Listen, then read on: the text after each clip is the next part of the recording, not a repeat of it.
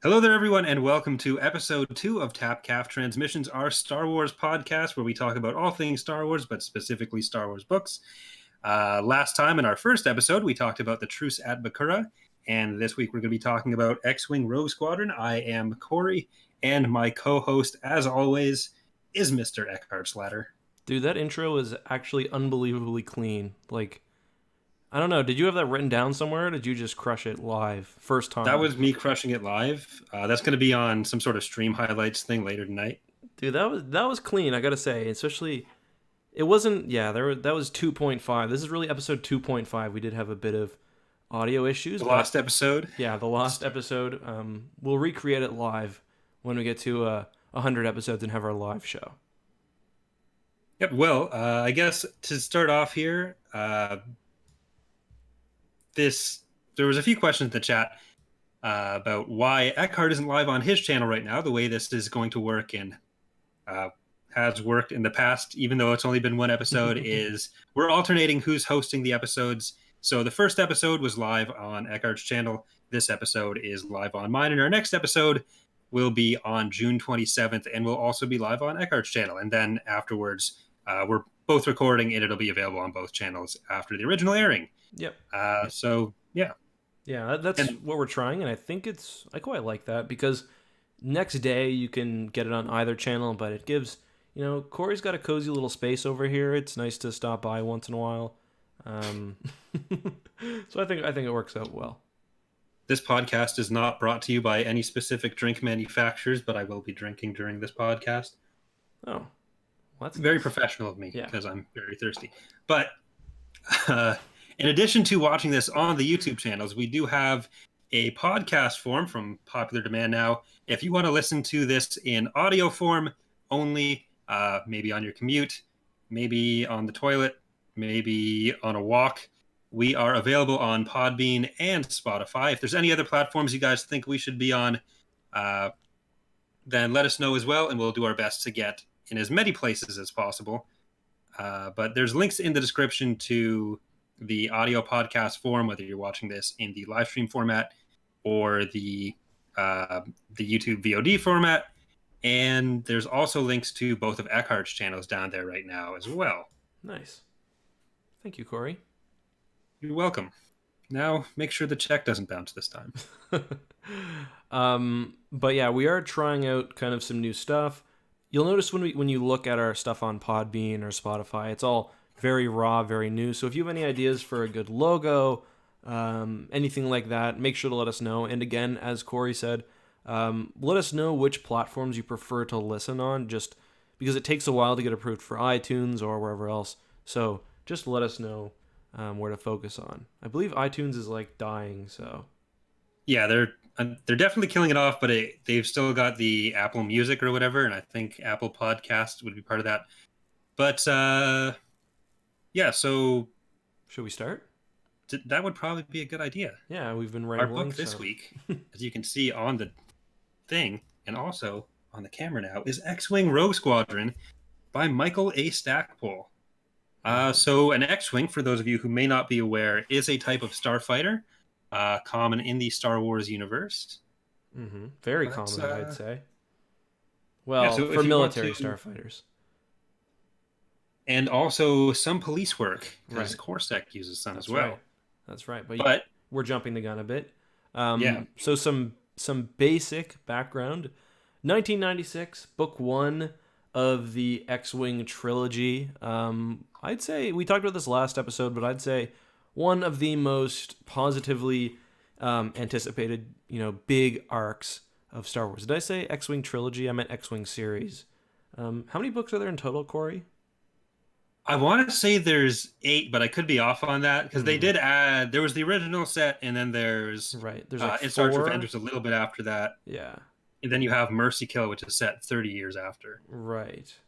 Yeah, so there's a bunch, and as he kind of got at, they cover quite a period of time, with Mercy Kill being basically right up at the very end. So, and what's interesting too is just the amount of, I mean, it's not Thrawn level in that, it sets up a lot of what's to come, but X-Wing really does bring in a lot of characters that are like a big part of Legends moving forward.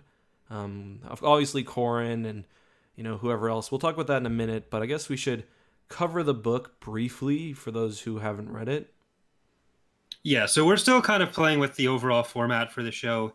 Last time we did kind of a breakdown of all the major characters and then kind of went through the book uh, almost not quite chapter by chapter, but section by section. And that was the overall format. We're going to try to do it a little bit different today, go over the major points of the book first, and then kind of go off in whatever direction the discussion leads with different parts of the book, just to kind of see how it goes each way. If you guys have any feedback on that, feel free to let us know as well. But yeah, so the book starts off with a discussion of Wedge trying to reform Rogue Squadron and recruiting new pilots. I guess the main character of the book would be Corran, although it's from a bunch of different perspectives. So there's chapters that cover different characters. But Corran Horn, who's a future Jedi Master and one of the new pilots of Rogue Squadron, gets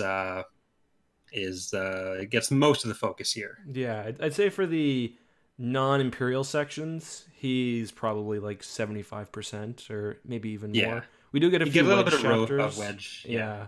But if Corran's there, Corran is typically he's typically the one we're seeing the world through.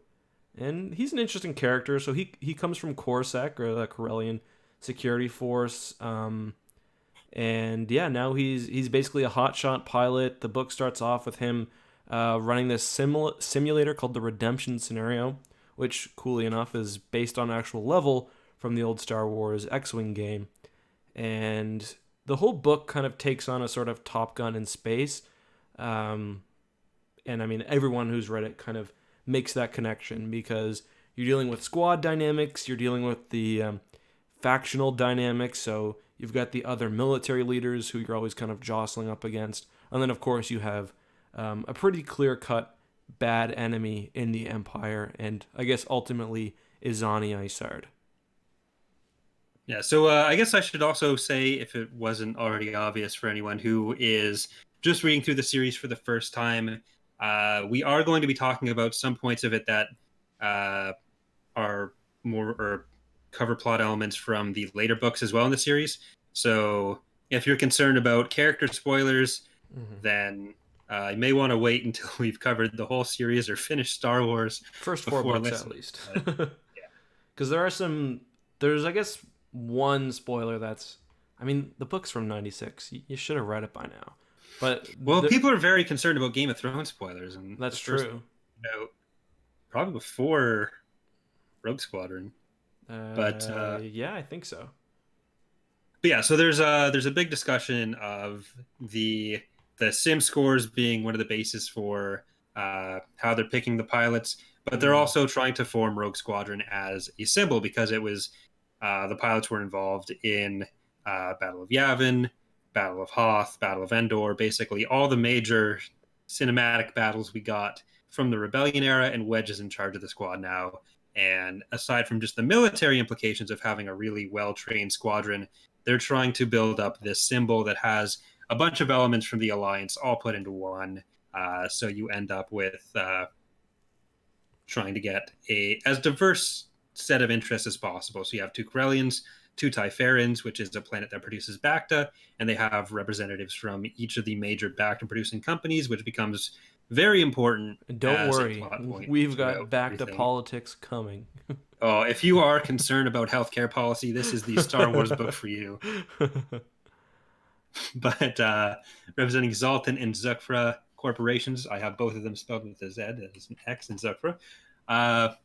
But that's Jace Bror and Arisi Delaret. They're both kind of nasty individuals. Well, yeah, they're just not super pleasant. Yeah. Jace is more likable, I think, but Jace is just Corran if the book wasn't about him. Exactly, yeah. And even Corran seems kind of self-aware about that at some times, but his way to justify the fact that he's kind of a raging asshole for the first half of the book, and a huge narcissist, was that at least he's not Jace. Yeah. Which, if your justification for you not being an asshole is like, at least I'm not this other person, Yeah, Jace Yeah. isn't even like you hear more about how Jace is like unpleasant than you actually see Jace doing like nasty stuff. And on one occasion, well, I guess we'll get there, but on one occasion, he actually seems to be a pretty okay guy. Yeah, he's full of himself, but he's not really what's the word I'm looking for? He's not malicious. Yeah, He's kind of like an X-wing version of Raynar Thal, is yeah, what it came across to me. that's not a bad example actually.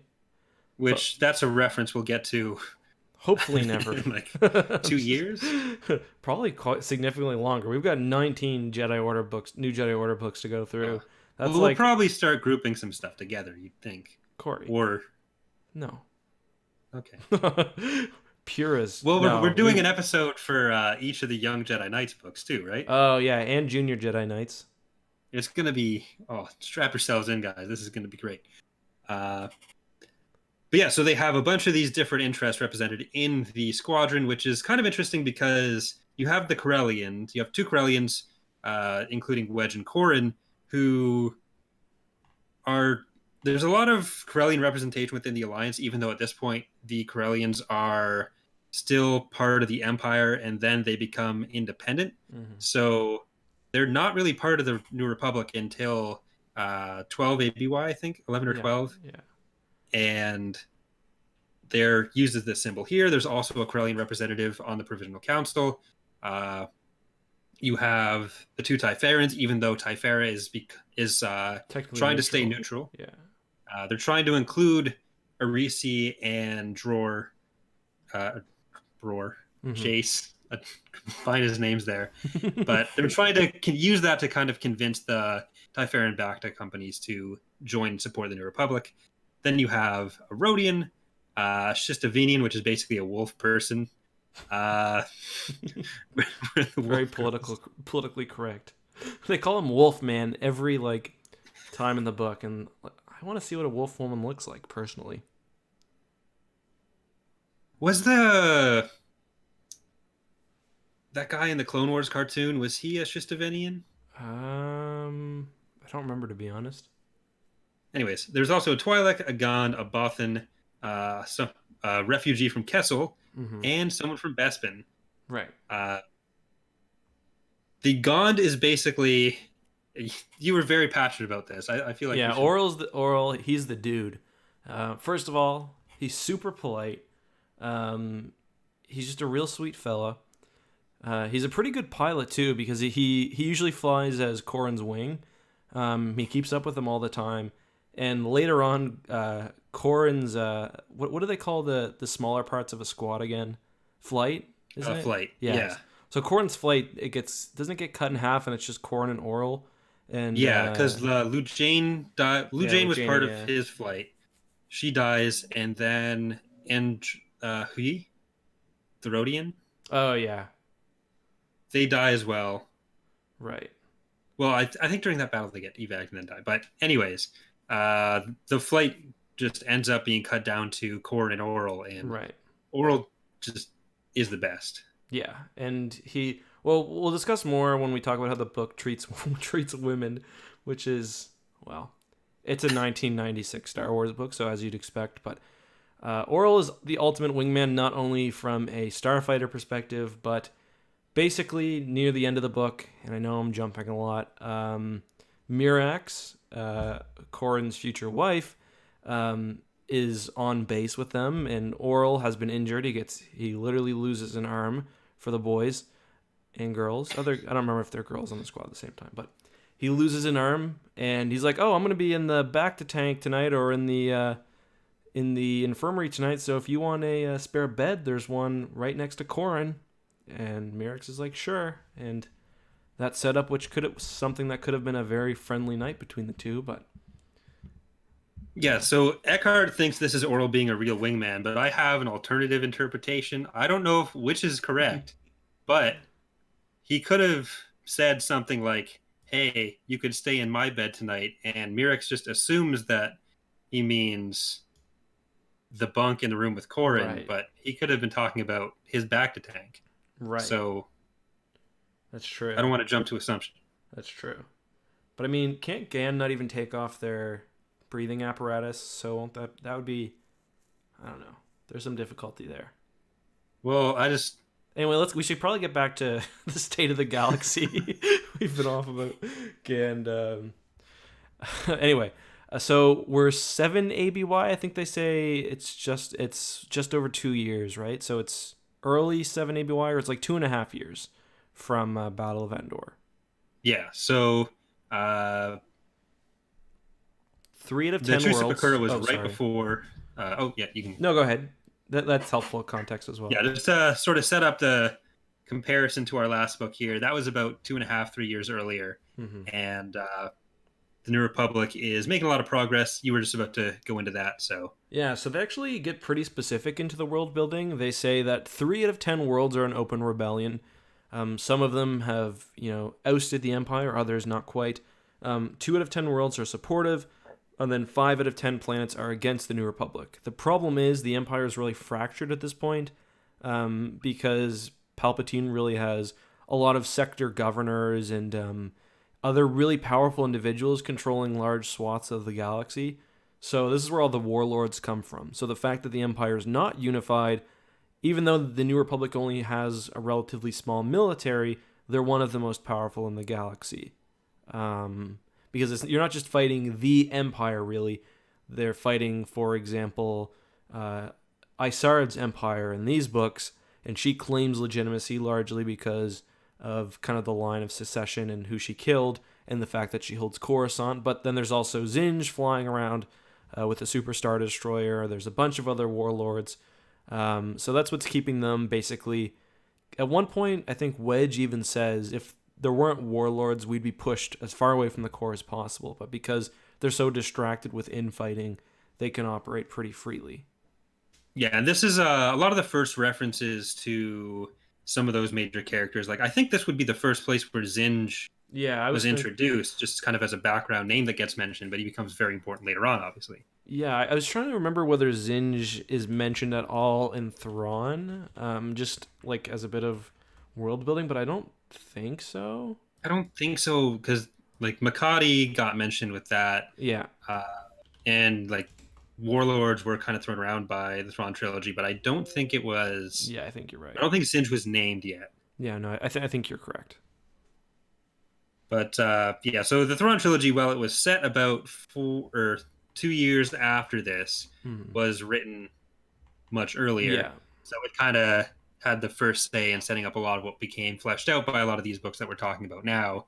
So the Truces at Bakura of the world and the X-Wing Rogue Squadrons of the world. But actually, somebody had a good point in the chat. Courtship of Princess Leia actually comes first. I didn't realize that book was published in 94, which is really odd because I guess Zinj is introduced as he's killed, and then the later books fill in backstory. That's super weird. I didn't realize that. Yeah, for some reason I thought that was published after a lot of the X-Men stuff. So did I, yeah. But there you go. Well, we learned something today. Thank you, chat. That's not too rare with Star Wars stuff. Like, no. Little did we know Mara Jade was in the movies. Yeah, there's lots of little fun details like that. It makes the universe very small. Yeah, Laren Crefay, the Bothan admiral who plans the ill-fated attack on Borlaeus, the first ill-fated attack on Borlaeus in this book, where the New Republic or the Rebels, whichever you prefer to call them at this point, is going to be attempting to use Borlaeus as a way to get into the core, and specifically Coruscant. So one of the weird things that I noticed was that they mentioned Borlaeus and that area as being a good jumping off place to get to the corporate sector and how you get there from the core, and why it really makes sense. But like Borlaeus is up this way. Yeah, this will be reversed for you guys. Borlaeus is up this way, and then the corporate sector is the opposite side as north as possible. And they say to the corporate sector and beyond. There's very little beyond the corporate sector. Yeah, I feel like it was just like, that's just a word they had from the Han Solo stuff. So it was like, okay. Another throwaway mention. That exactly. And then at some point, some idiot, I'm joking, but somebody was like, well, let's actually figure out how this stuff works. And, sometimes little lines like that like the corporate sector being a thing that existed, doesn't really work for a specific sentence in a specific book. We get that with the Clone Wars a lot. Like at one point in this book, it talks about Corran's grandfather being involved in the Clone Wars, and I forget. I think he's talking to Mirax, and Mirax assumes, based on that line alone, that means that he was a Jedi, which kind of suggests at one point the idea was that the Clone Wars had Jedi, either as the good guys or the bad guys fighting. So a lot of the Bantam era stuff, especially early '90s, and we'll see this a lot when we read the Jedi Academy trilogy, gets pretty broken with later lore, but that's okay. Yeah, Corran's family his family history is kind of. Do you want to go into that now? Or do you want to leave that for? Yeah, go ahead. So it could be an iJedi discussion, but yeah, but I mean, it is there's allusions to Corran's powers in this book. Yeah, so Corran, our good friend and main character here, his grandfather. So he thinks he's a Horn. He technically is a Horn. But his grandfather was Nisha Halcyon. That's what we learn. His grandfather was Nisha Halcyon, who was a Corellian Jedi, which has its own little foibles compared to the rest of the Jedi Order. They're kind of an independent thing. But you get a special coin. Yeah, special coin, which you can give to all your friends when you're promoted to Master. You can take your family picture and then hang your coin from the fridge. But so Corran's biological grandfather was a Jedi who was killed during either the Clone Wars or Order 66. I forget. I think it's the Clone Wars. I think because doesn't he get killed by a dark Jedi? I forget. It's been a while since I've looked into Nisha's backstory, but that's bizarre that you don't know this all off the top of your head. I'm sorry. I'm a fraud. I have to. So when I make my videos, I actually do this thing where I have to go back to books and look in them again for the information rather than just spewing it out. That's disappointing. But anyways, Nisha dies, and his wife marries one of his best friends, Rostic Horn, which is it gets kind of weird because Nisha and his wife had a son, which is Hal Horn or Hal Halcyon. That was Valen Halcyon, who became Valen Horn, and then everyone calls him Hal Horn. So he took his adopted father's name, and then he got married to another Horn. So he married his adoptive cousin, from what I can understand, unless the name Horn is just so common, like the name Antilles or Solo apparently becomes, because if you have these two Corellians, why not name everyone on the planet after them? Because again, everyone in Star Wars is related, so why am I surprised that they're marrying their cousin? Right. And then that is how Corran is born. So he does have these force powers that he doesn't really know about, but the thing about his family is they can't use telekinesis very well. Only the male children, though, because Valen, his son, can't use telekinesis, but his daughter, what's his daughter's name again? Anyway, she can. So it's it's a men in the family thing. I don't know. That's one of the coolest powers too. Like being able to move stuff. It's like the basis for all powers. Yeah. It's hard to. Gisela, yeah. Can you imagine if Corran was the one that Yoda and Obi-Wan decided was their last hope, and then Corran ends up on Dagobah, or his X-Wings crash? Dude, he never makes it to Dagobah because he gets killed by the Wampa. He's so useless. Or can you imagine if he was in Anakin's position, he never would have been able to woo Padme with getting that peach or whatever it was on the end of his fork. That's some weird innuendo there. That is, yeah. That wasn't. Basically, any movie moment can happen with Corran. Yeah. There should just be a re-edited version of all the movies. He can't even use lightsaber throw. He shouldn't be able to use force choke. Force push. It's like he can think inwardly, I guess. He can predict stuff, I guess. He can Like, How does he become a Jedi Master? How did this dude not die? Like, well, we already know that Tion becomes a Jedi Master and just to make her, Streen. yeah. So Tion and Streen are basically not. It's happened so they don't get their feelings hurt. Basically, it's like Cam's a we've Jedi been here a Master. while. Oh yeah, he won't be able to help aim the torpedo, nudge it with the Force, it doesn't blow up the Death Star. Um, But but like, how is this a thing that he can't do? Like, he can yeah, manipulate the Force in other ways, but when he tries to do that, midichlorian's just like, no, I will fuck say you. that's like such a stupid distinction that never would have happened. Like, say what you will about Legends versus the new canon, at least they've kind of abandoned the Dragon Ball Z style that the Force was sometimes traded. Yeah, I thought the scene where Corran went Super Saiyan 4 was a little premature in this book. Yeah, it was really weird that he grew a tail, then went full golden ape afterwards. Yikes. We were on world building. How did we get here? How do we ever get anywhere? Yeah. Uh, So we should talk about how they totally dismissed the Cyruvi threat almost totally. right. The Cyruvi are killed off screen, even though they're built up as being an existential threat to the galaxy. We were talking last episode about how they were presented as that big threat, and then you never see them again until the Yuuzhan Vong War, where they're not a threat. They're just mentioned as part of this galactic war where everyone's getting messed up and everyone makes a cameo appearance. Yeah, But the greatest hits of Legends. One of the points that you did bring up before we started recording last time, and then we briefly mentioned in the last episode, was that one of the X-Wing books, which turned out to be Rogue Squadron, Yeah. on page 292, I believe. Wow, Corey. They mention they use it as kind of like a disciplinary threat. Yeah. That they'd get sent off to attack Cyruvi strongholds. So there are still Cyruvi strongholds going on 2 years later. It's just this is all super off screen in Star Wars. So there was a war going on with that. I was actually surprised reading it directly afterwards how many references there are. Like, it talks about Wedge having some of the battle droids painted on his ship.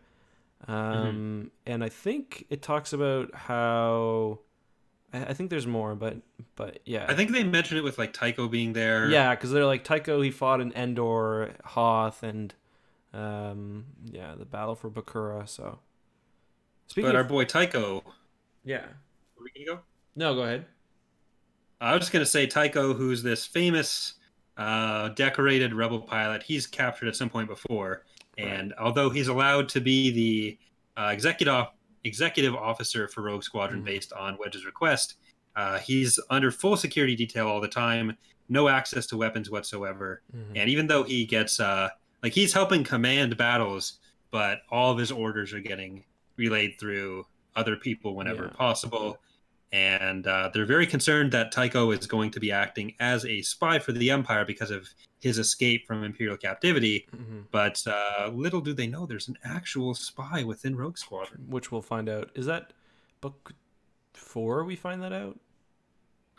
I'm not sure when we find it out.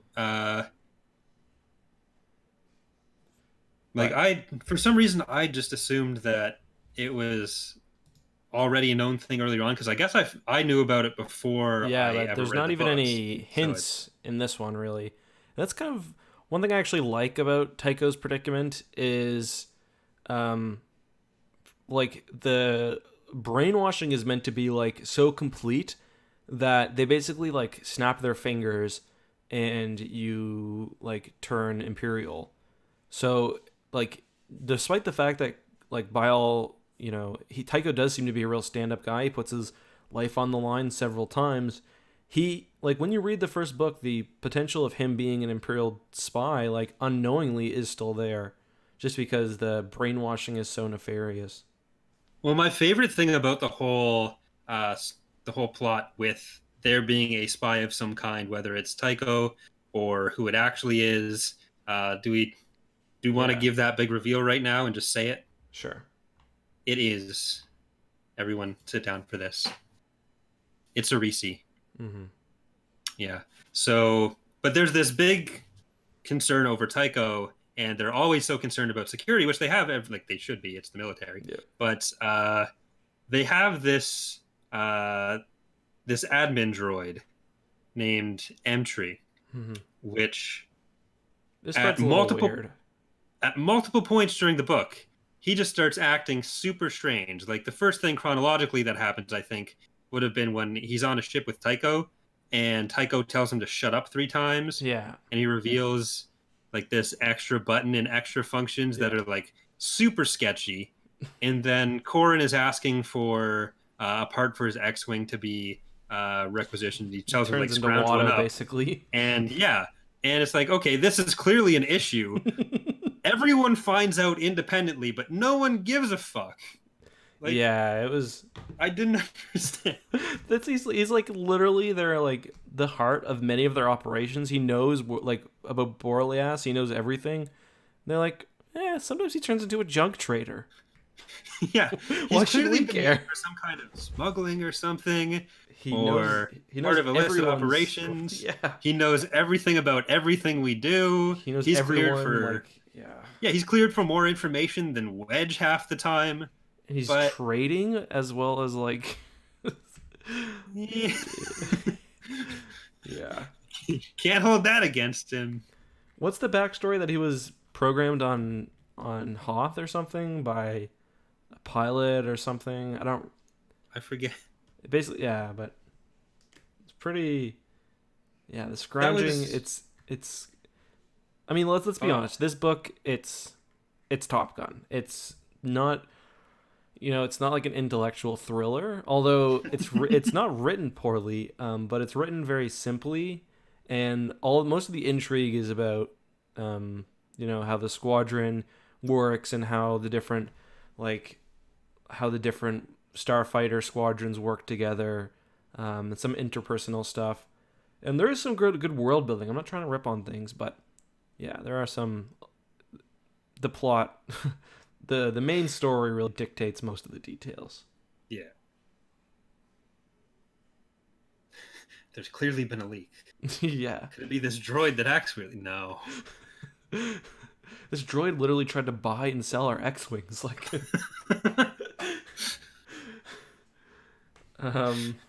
yeah. Oh, so I guess where are we now? We talked about the Hollow Sim battle, right? We talked about the squad makeup. Oh, one thing that really bugged me. Why the hell does Wedge get credit for 2 Death Stars? Because he was there. But he didn't do anything, really. That's not true. He did things. He acted as an extra shield for Luke, according to him.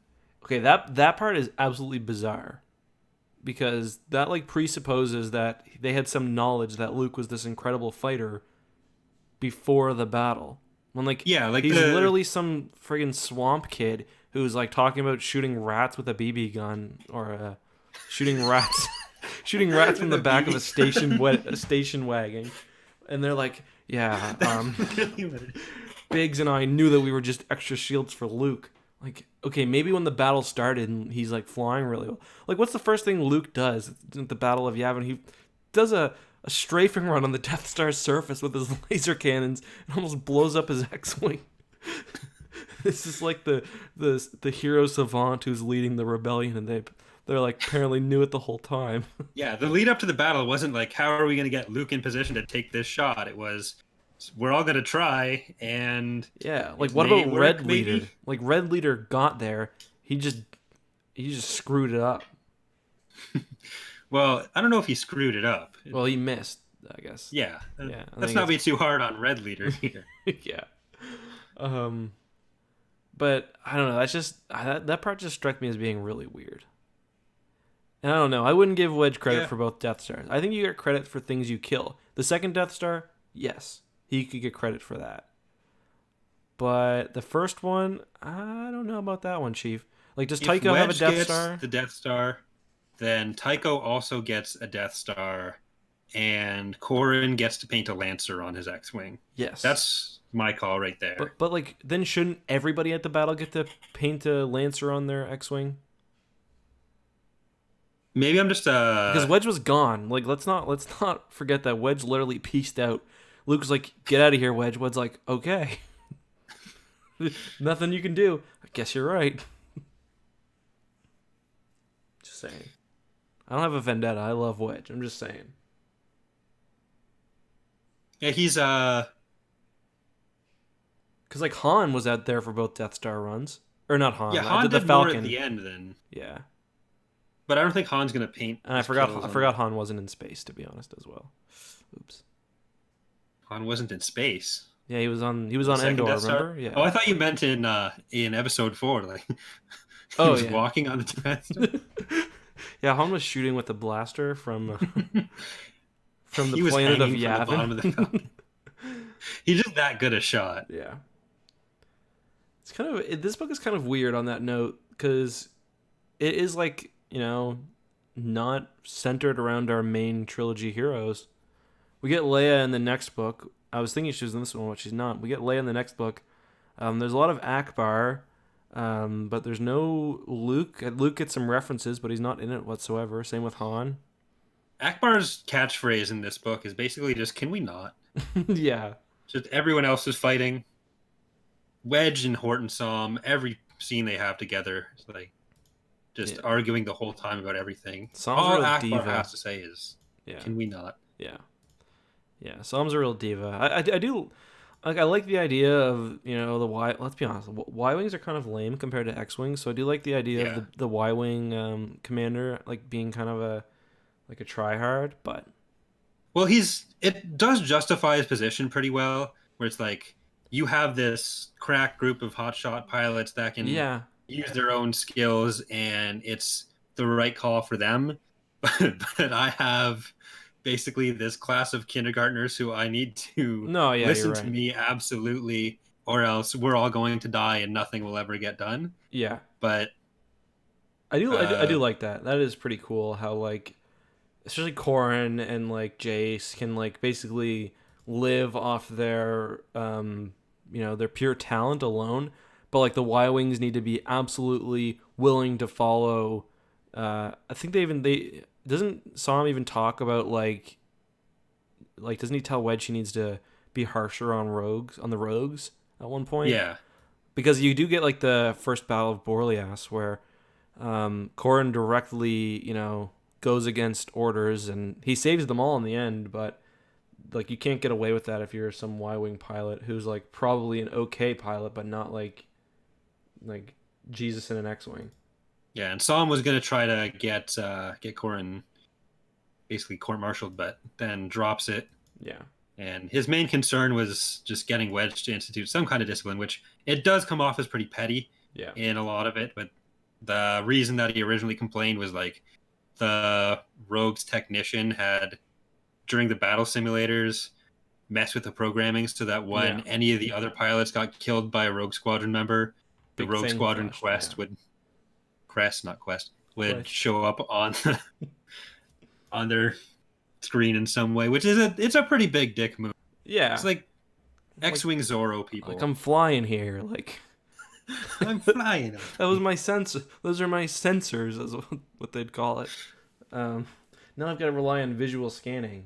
In other words, looking at stuff. Pick up your visual scanning. Like, doesn't that just mean look at stuff? Well, is that the? That's just from A New Hope, but Well, every time I read any of the X-Wing books or like any books with a lot of fighter combat, I just think of the scanner images from A New Hope, where it might be Invaders as well as Luke's, but it's just like 1994, worse than 1994 video game graphics. Yeah, totally. And it's like, how does anyone get anything done with this? This is horrible. This book kind of addresses that because. So I did a whole bunch of references to how this book really downplays space combat. If you're like one of those people that want Star Wars ships to be the most powerful thing ever, this book is absolutely going to piss you off because like it's very specific about ranges. And at one point, like here, let's see. 2 clicks for... Yeah, so 2 clicks is outside the range of an X-Wing. Most of fighting is done much, much closer because... I think they talk about how at the Battle of Yavin they have their X-wing lasers zeroed at to 1 kilometer, and that's supposed to be way too far. Good for taking out like gun emplacements, but way too far for fighting battles. And then, yeah, at one point it says kilojoules of energy is the output of a laser. And I just have to assume that that's a mistake because that makes literally no sense. That's like a few calories. Like, Yeah. Threw chicken wing at him. Yeah. But So there's also the earliest, or I guess the main capital ship combat you actually see, because even at the Battle of Borleas, there's capital ships there, yeah, but they're mostly bombarding the shield. yeah, So earlier on in the book, Rogue Squadron gets pulled out of hyperspace by the Black Asp, mm-hmm. Which will become important, and Coruscant Rainbow later. Mm-hmm. But it covers a fight between Rogue Squadron, which is just 12 X-Wings, against the TIE Interceptors, as well as the Black Asp itself, Yeah, which is a 600-meter long Immobilizer 418 cruiser.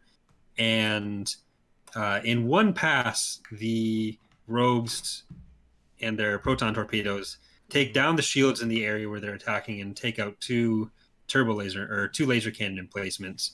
So they're really quite effective. Like, immobilizers aren't the big bads of the Imperial fleet. No. They're not super good for combat, but it's still, they're able to get a lot done with individual squadrons of that kind of felt right to me. I don't know why. It's just like I do kind of imagine the immobilizer as something that like you absolutely have to protect because most of the power generation's going to like the gravity well generators. Yeah.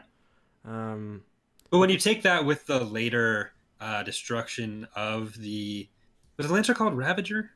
I think so. So they destroy that in one pass of torpedoes. Like, Right. they do highlight the fact that it's going in a very specific spot, Mm-hmm. and they're doing very risky stuff to get to it. Yeah. But it's going from full shields to cut in half from yeah. this one group of proton torpedoes. Mm-hmm. And it would only be about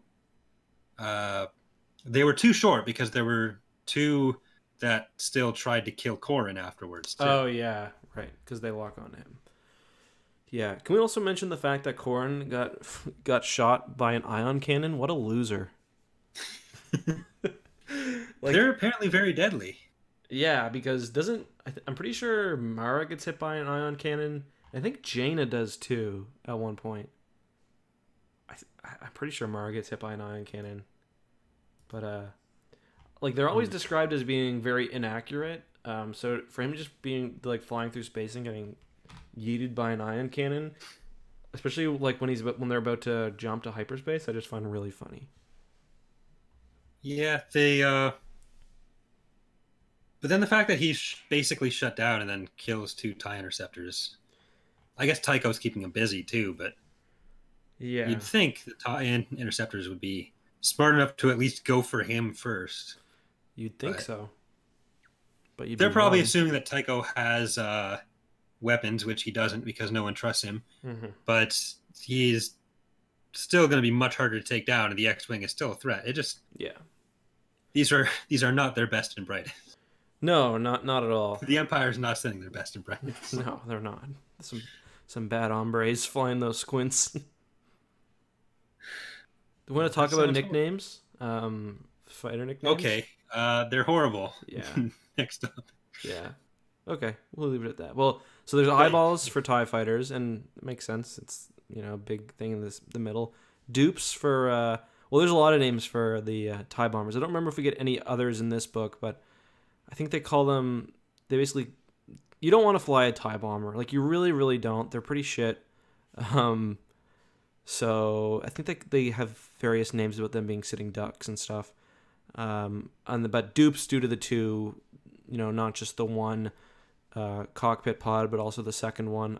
Is that for weapons only or the bomber? I don't remember. And then there's I've always squints. assumed it's just the whole payload gets kept in the other one. I think you're right. And then there's squints. There's also brights, which they use for any other kind of advanced model. Right.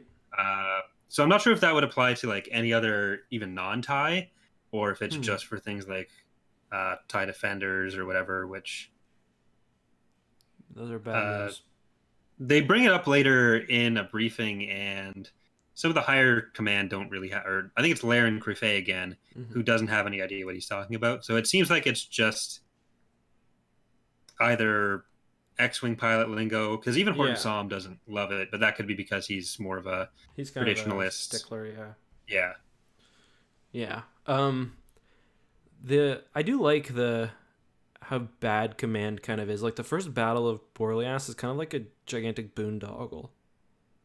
Like it's really bad intel, and I put that on. Well, part of that's Som, and then he's like not apologetic at all really afterwards. And like, what did they lose? 2 pilots there or 1? But Uh, I think they lose 1. they lose. Maybe not. They lose the Rhodian, and then there's 2 or 3 who lose their X-wings. They do evac, Right, like that's where Oral's so that's how injured. they end up in like half. Yeah, Oral And, loses his arm. What's his name? Andorni dies. Yeah. Navarro, Ren, Arisi, and Shio lose their X-wing. Yeah, because Shield. Yeah, because then they do the little for the second battle. They do this thing where they choose who gets to fight. Yeah. Can we talk about the fact that Nawara is like a pretty important character in Fate of the Jedi when he's Luke Skywalker's lawyer? Yeah, he comes up. Him and I don't think his wife ever gets mentioned, or I guess she does come up a little bit in Fate of the Jedi. Yeah, but she's in. Yeah, she's not a major character, but she's in it. it was a pretty big callback to have Noir show up again in Fate Yeah. of the Jedi. But that's also a lot of authors bringing in their series stuff, because that was Aaron Alston that wrote Yeah. the other one, and he was the other author who wrote the X-wing series alongside Michael Stackpole. Mm-hmm. Which is also why you have Karen Travis's books always having Mandalorians from and Barton Jussic showing up in Fate of the Jedi, Mm-hmm. or that would be Legacy of the Force. Yeah. But Or Killick showing up in Troy Denning writes. Yeah, Killix it's We'll talk about that soon in 3 years, but yeah. Yeah, they're talking about in the chat Bothans being kind of shit in a lot of places. Yeah. Larry Crefay, obviously kind of incompetent. I assume Trace Crefay is like his cousin or something. Yeah. I don't know. I feel like it talks about that in. Yeah, maybe it doesn't, because I think he talked about his family in New Jedi Order, but yeah, he's good. Trace Crefay is good. Yeah. Borsk Phalia is horrible for. Yeah, he has like one most of the moment where time. he's not insufferable. But the thing is, with all this complaining about Bothans in this book and their bad intel, there is a member of the squad who is Bothan. Right. So I don't know how much he's actually around for these conversations, or if they're just like trash talking the Bothans. Blatantly racist.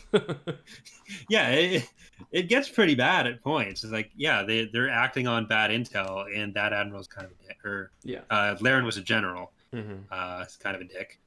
But yeah, they were planning this whole assault on Borleas, where they were using a bulk cruiser, which I think was a neutron star class. It's been retconned as. I think so, because it just calls it bulk cruiser. Although doesn't one of them have like a kind of Mon Cala-esque name? Yeah, that was the bulk cruiser, Mon. Yeah. Something. Yeah, I think aren't there 2 bulk cruisers, like a CR-90 and I don't remember. Yeah, and there was the Emancipator, which shows up. I have a whole thing. So the Emancipator shows up later in Dark Empire and gets eaten by a World Devastator. So it has big things in its future. Yeah, because it's like the flagship of, I think, the fleet that attacks Imperial Center. Mon Valley, I think. Yeah. Vale. Yeah. Either way. Yeah. But yeah. So kind of a fun. The Bothans are an interesting species. I do like in the New Jedi Order when they basically declare like full genocide with like no rules against the Vong. That was pretty cool. Mm. Then that keeps going on forever, so they have to make sure the Bothans aren't allowed anywhere near the Vong. Like they're trying to terraform planets, go away. You just see once they got a vibro blade.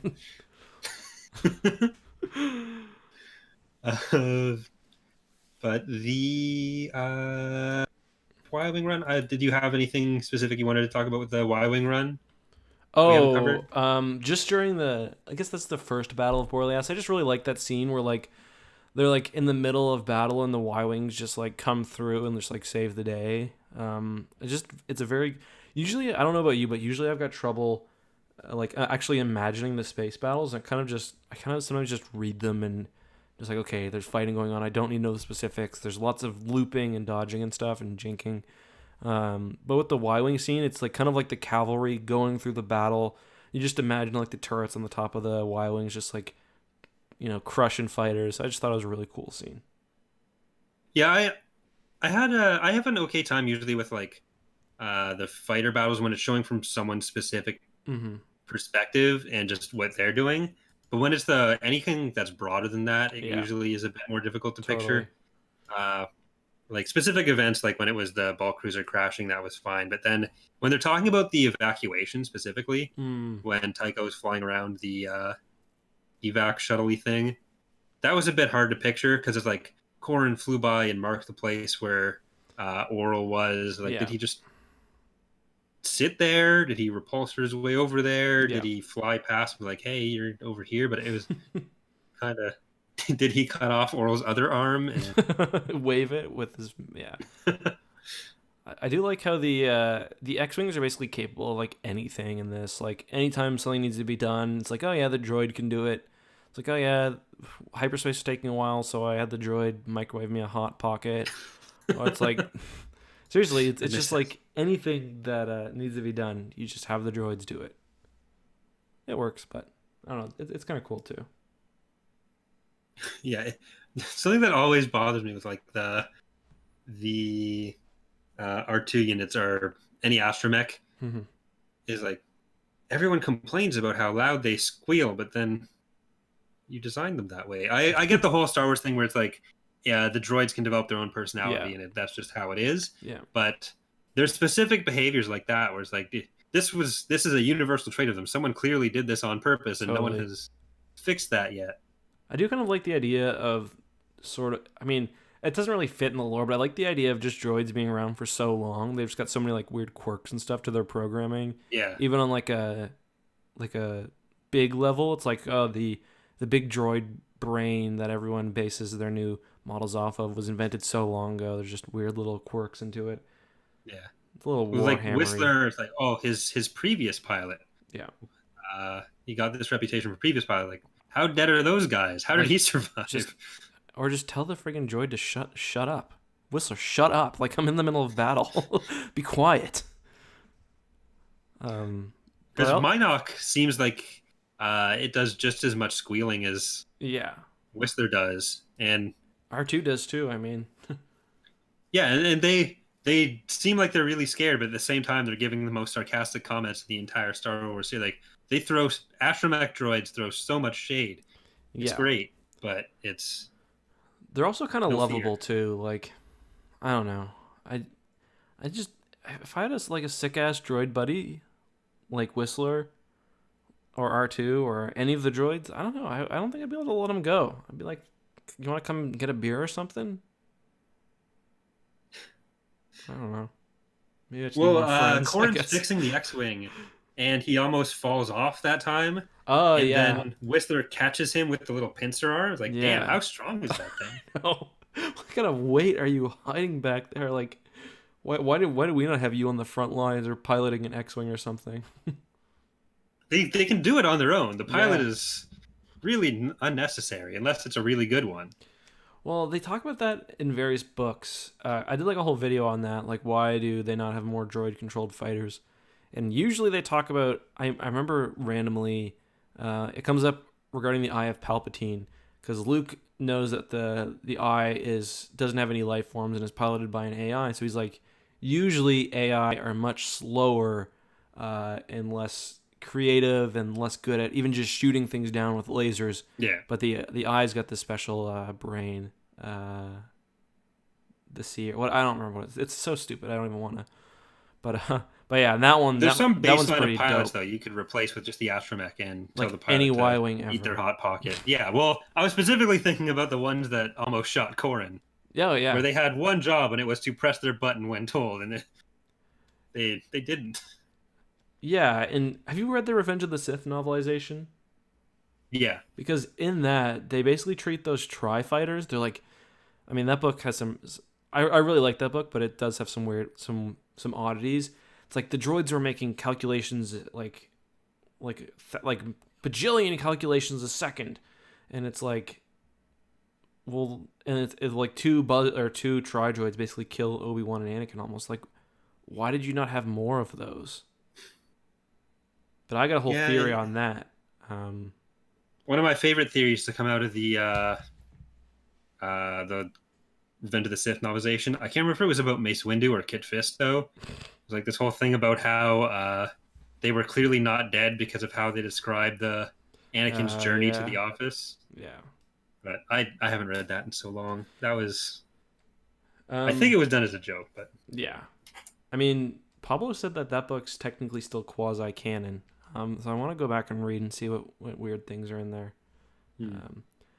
But my theory is that Palpatine liked having organics piloting the Starfighters because his eventual goal was to like govern through the use of the Force, and you can't do that with droids. Yeah. Well, battle meditation definitely wouldn't work with droids, and that's a big deal for Palpatine, a big deal for Joruus C'baoth. Super important character. Luke Skywalker. Tressa. Yeah. There's another big one that she's going to be coming up in my video on Saturday, actually, just to get more plugs in there. Yeah.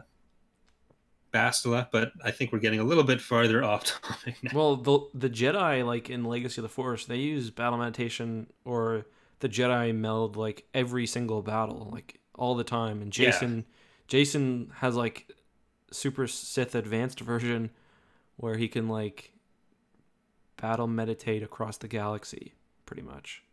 Yeah, like, and with like their war first meditation. talking about the Killiks. Yeah. Yeah. But he has a ship as well, so right, but that helps. Does the ship help him with battle meditation? It doesn't not help him. Okay. I haven't read that in a while. I just remember there's a scene where like he turns when he first turns like full Sith and he takes the Kaidos name. He's like looking at a map and he's like trying to point out these battles to people. He's like the fleet is going to be moving here, and he's like, why can't you guys see this? And he realizes that he's like developed like battle meditation on the next scale where he can like see not only like tactics but grand strategy. I thought that was kind of cool. Yeah, Jason basically becomes Neo by the end of Legacy of the Force. Jason, it's pretty bonkers. Yeah, and Luke still daddies him on like every occasion. Like Luke doesn't kill Jason in the end because he's like, it'd be pretty shitty if I turned bad. Let Jaina do it. But like, this is super inappropriate. Know who should do this? Your twin. But that'll be better for everyone. Jason's on the bridge of the Anakin Solo. Luke walks in there and like holds him down with the Force. Basically like a version of your older brother like holding you down, like farting in your face. Luke basically does that to Jason, and Jason's like struggling. Man, Jason's been on a 5-year sojourn across the galaxy, and Luke's been partying with Mara Jade, and he's still daddies Jason, no problem. And then every time they duel, Luke kicks his ass. Like Luke like rips out half of Jason's hair, like punctures his kidney. Jason's like crying in the bacta tank, and Luke's like, I could have killed you, but I didn't want to do it in front of Ben. I didn't want to be pissed when I did it, basically. Little preview of our I can't wait. I can't wait. Oh man, I love Jason, so me too. That's going to be a huge arc for us. The Young Jedi Knight to Legacy of the Force thing. Dude, that's what I'm really looking forward to. I'd actually be down. How long do you think it would take to read all of the? We can skip Junior Jedi Knights. Oh wait. Oh, Icarit and Anakin. These are big characters. And Tahiri. I think we'd have to just read them all. That's what I was thinking. Do that as like how long would that take? Like I actually have fond memories of the Dark Academy. That's from Junior Jedi Knights, right? Or Young Jedi Knights. Young Jedi Knights is like Jaina and Jason, and Junior Jedi Knights is Anakin, right? They're not long books. There's like 8 of them for each of them, but they're really short, big font, so we could probably easily knock it out. We could probably do 1 or 2 episodes on like the entire thing. Yeah, because I really like them, to be honest. They're fun. Like they're fun. Yeah, books. and they're not a book series where we're going to be like digging too much into every individual detail. So it's not like we're going to be missing out on time if we're talking about like broad strokes, why stuff is important later. But we should probably like show, like when we start talking about Zek, people are gonna be like, who the hell is Zek? Well, yeah, you should probably know. Or like Lobaka. or like Tahiri, or like Anakin. Well, not Anakin, but you get the idea. Anything else about Corran Horn here? Um, Interesting bits I we have a got. section here about yikes moments. Well, I guess we'll Oh, get to that is there later. anything else we wanted to say about introduction of big EU characters? We kind of talked about Corran, talked about Warlord Zinj a bit, Isard a little bit as well. Tycho's a pretty big character. I mean, he moves like into the. I mean, he's not as big as Corran because like it's hard to, you can't really overstate how big of a character Corran becomes. He's like basically one of the main characters throughout the NJO and beyond. Like he's one Yeah, of the Jedi, I would say. yeah, it's pretty interesting that like he has a bunch of these earlier books where you have stuff from his perspective, and then in later books he's around a lot, Mm-hmm. but you're not quite getting his That's true. Yeah. I Jedi 2 perspective. Yeah. That's too bad actually, because he is a fun character, but eventually it's like they knew he was going to be so popular, so they couldn't limit him like they did with, because like Tycho is more niche, although Tycho marrying Winter is like the dumbest thing ever, but well, not really, but it's weird. But yeah, I don't know. I like what they did with Tycho. Like he's in Legacy of the Force. If ever there's a big space battle and everyone's like it's all hands on deck, Tycho's in a ship somewhere. Yeah. He's never really gotten a huge focus. No. Like, he kind of does with some of the later Rogue Wraith stuff, but yeah, he's got that bit in Legacy of the Force where he's like technically working for the Alliance still, but like remember he goes to the Jedi and they like pretend capture him and yeah. Other than that, I guess we get Mirax, of course. Yeah, we talked a little bit about Mirax. Her Iella relationship too with them. is in here. Iella, I did kind of allude to that with Black Aspen, Kreska Rainbow, but we'll probably end up talking about her a little bit more. Yeah. With the Defection. Mm-hmm. Judder Page, Page's Commandos. Oh yeah. But he might be another one that. I think Phalia is in the next book. Obviously, he was introduced in Thrawn, but I think Phalia gets some action in the next one. Yeah. But I think that we've covered most of the characters that. I mean, yeah, all the Rogue Squadron characters. Oh, I guess Gavin sees quite a bit of Gavin action. Darklighter, yeah. Yeah. But like all the, the good thing with the EU is if they did need a starfighter squadron, they would use the rogues and they would mention characters by name. Like, so I don't know. That's kind of nice. And like Noir Ven being Luke's lawyer and stuff. So like most of these characters, I'd say Corran would be the largest. Well, Zinj would be the largest. He's a big, thick fella. But Corran would be the most important. And then I don't know, who'd you put after that? Maybe like, I'd probably put Tycho, maybe. I don't know. Maybe I'm overstating. I'd actually say Mirax. Mirax, fair enough. Yeah, because Mirax and, I guess by extension, Booster. Yeah. Well, both of them kind of grouped in together just because, with Corran, the relationship they focus on is that Booster Tarek's a smuggler, and their fathers, Hal Horn and Booster Tarek, were kind of smuggler and Corsac nemesis, and now that's kind of projected onto their kids for about 15 minutes before they start flirting. And it's always like right after his scenes with the Reese, but I do kind of want to talk about that with the yikes moments instead. Yeah. It's kind of why I've been holding off a little bit. Wedge is also a good wingman. Wedge and Oral like must have had some sort of like rom-com style bet, like who could make these two do the dirty, because I forget when they first meet, Mirax and Corran, Wedge is like, I can see you guys getting together really well, and Corran's like, I don't think so, and Wedge is like, no man, really well. But aren't you guys friends? No, we're just friends. You guys could be friends. But then when Mirax comes out wearing his jacket, Wedge is like, wait, what? Yeah. So I don't know if he just was oblivious to what he was doing, or if it surprised him that it was that fast. Yeah. But we'll probably touch on that a little bit more with the yikes. Should we just go to yikes now? Yeah, I guess we don't bury the lead here. Yeah. So last book, Truce of Bakura, we talked about how Luke is basically an incel. Well, not He's quite. more nice guy than Yeah, incel. he's a Like, nice guy. Han's a Chad, if we're gonna use dumb internet slang. Han's a Chad because he's just with Leia. He says what he wants yeah, and he makes moves. And Luke is just like falls in love with the first girl he meets for about 35 seconds. Doesn't even yeah. know her Despite name. the fact that everything about their personalities shows like Totally red different flag, people. this will not work. Yeah. But But in this the, we get a new it's we it's Corran's actually kind of like a combination because he's a Luke in execution, but a Han in how women feel about him. yeah, like it was kind of weird how a lot of the presented in the book, Mhm. because at the very least their first introduction is 90% focused on who they might be attracted to or who might be attracted to them, Yeah, or that becomes a major part of their character arc, yeah. or like the major part of their character arc. We were thinking. I don't think there's a single like female character in this entire story that isn't like most and like I'm not trying to be like social justice warrior or anything here, but like almost all of these characters are defined by like their whether Corran is attracted to them or not.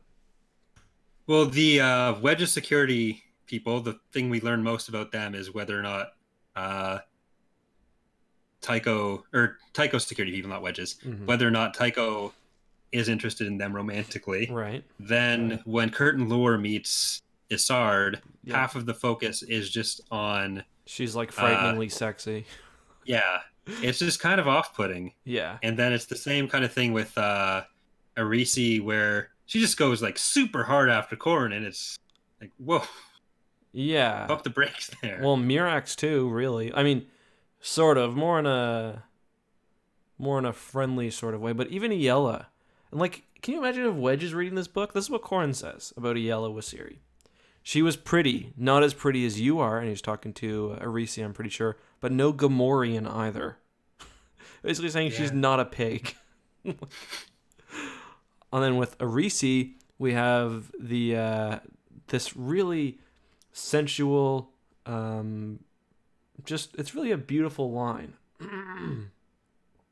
Corran noticed that her flight suit was unzipped far enough to give him a fair view of her cleavage.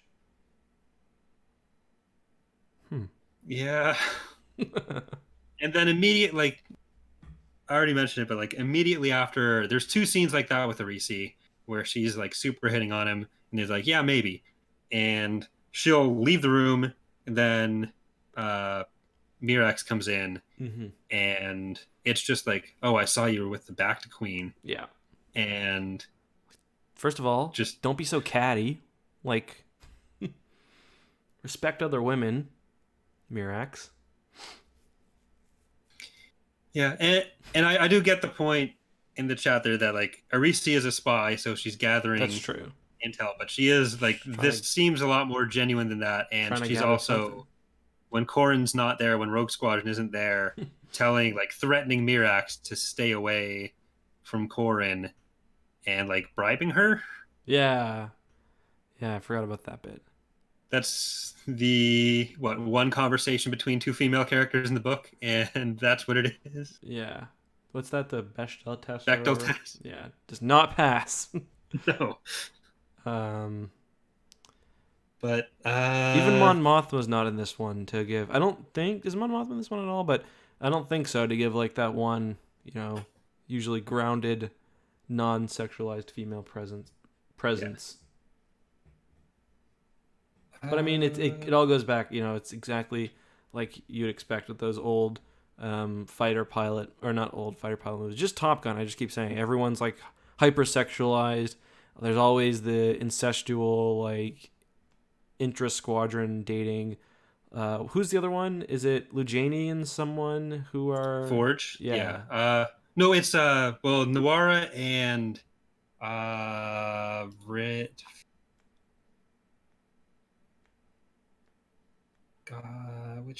What's her name? I can't remember. I can't the Bespin. Remember. Yeah. The one from Bespin. Doesn't she die? No, they get married. Like they both resign and get married. Oh, it's the same one? Oh, okay. She you don't really find out anything about her. Rosati, yeah. Yeah, Because she's Rosati. not a very good pilot. I think she says as much. Yeah, I think it was it her and Forge that were the worst, or the Rodian and Forge? The But it Rodian. was some combination of them. Because Lujania is the one who gets murdered in her sleep, right? Yeah, Yeah, and they're like, she was a fighter. Like, but I'm pretty sure he said, like, they're ripping on her pilot skills earlier. yeah, Because she's the one who, like, she's tutoring Gavin, I think. yeah. She was tutoring Gavin on hyperspace navigation or Mm-hmm. something like that.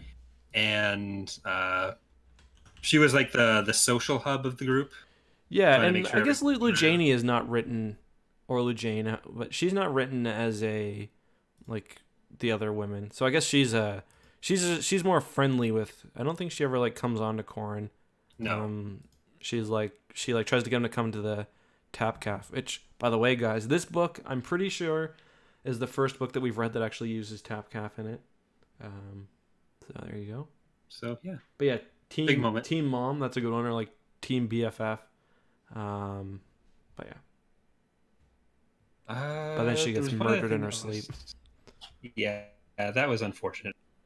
One thing I do like about this book is, and really all the Rogue Squadron books, is they do have a good sense of, like, you know, when they capture Borlias, you're like, man, these guys got a sick new planet that, like, they've got ion cannons now, like things are going well. And like when they lose a fighter pilot, I don't know, they just do a good job of like making you feel the wins and the losses of the squadron. It's like on such a small scale almost, that, like, you know, losing a pilot, it's like you kind of feel it, you know, especially where, like, it was written really well. Where it was like, oh, we all expected that Corran would die or Jace would die, but instead it was this one that we'd expect to do like the safe stuff. She's not going to die in some blaze of glory, and she's the one that keeps everyone together, and she dies on the ground in the super non-heroic way, just in her sleep. Yeah. So that does really it was really good way to set the tone for that.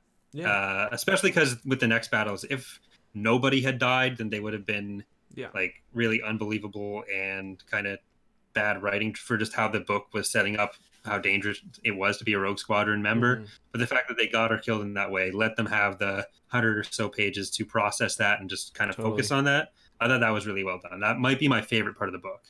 Sergio in the chat says the progress of the accomplishments feel real and earned, and I agree with that as well.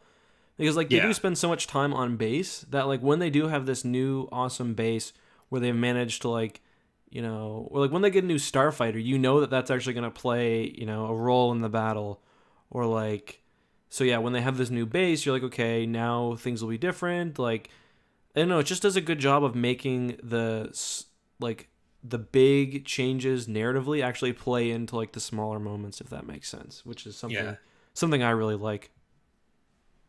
And just kind of jumps back a little bit, but one other thing with taking Borleas, one of the things that I think the X-Wing books do well that a lot of other books just kind of feel weird about is how when they win a battle or take a world, it's not like a lot of other books say like, oh, we won at Borleas, so we've got Borleas now, and this is our thing.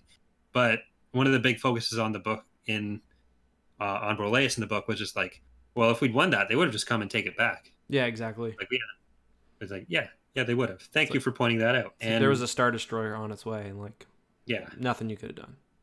Yeah, so the biggest part of their plan is how do we deal with them, whether or not they're going to get reinforcements before we can establish ourselves. And that was, I think that was handled really well as well. Yeah, it's the same thing with Coruscant, like in the next book. And Thrawn deals with this too, like from the other end. It's like when you capture a planet, you want to capture it with the shields intact. Like, like we could bomb the shit out of Coruscant for like weeks, or starve the planet out, or go in and blow up the shield generators. But then, you know, some Imperial faction is going to come and like rout us. And Thrawn has the same thing with that agricultural world. He's like, we need to capture the shields. Yeah. So it's it brings a kind of sense of, it's not just like you win a battle and it's yours forever. It's like you've got to hold it too. Yeah. Especially where like the Rogue Squadron is kind of extending the reach of the New Republic as well. One thing I didn't get is like when they go and meet they meet Admiral Akbar a bunch of times. Is he bringing the fleet to meet them? Are they going to meet him? Like I couldn't really. It seems like he's shuttling around a lot because Yeah. is he at Borleas during the first battle? I don't think he. Because No, I think afterwards he comes in Home One. yeah, like he does shuttle around a lot, and I think it is just him shuttling around. I don't think he's bringing. I don't think he's going anywhere with Home One. I don't think he's bringing the fleet. It's just because he's usually coming from council meetings as well, is what he's saying. Right. So I assume Home One is just operating, doing whatever it's doing with its captain, and then he is going back and forth from the fleet because like he's the supreme commander as opposed to just a fleet admiral too. Yeah, he's got the political stuff to do as well. Yeah. The next book kind of suffers in that a little bit more, but in this one, and Wedge even has a quote about it, like, yeah, we're not fighting the Death Star, but this battle is still important. It does feel like just kind of a small part of the New Republic's military.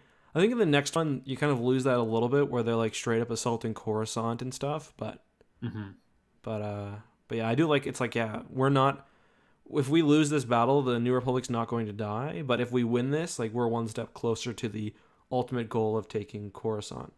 Yeah. I like when the books don't try to say too much about what exact proportion they are of the galactic force. Yeah, it's better when they don't this early on, like the Bantam books, because it's how you end up with projections of like 10 Star Destroyers in the galaxy. Yeah, exactly. Like in one of the problems with the next one is they do that. Coruscant's defended by 2 Victory Star Destroyers or something. Yeah. So, like, come on. Come on, guys. Like, that's all you got?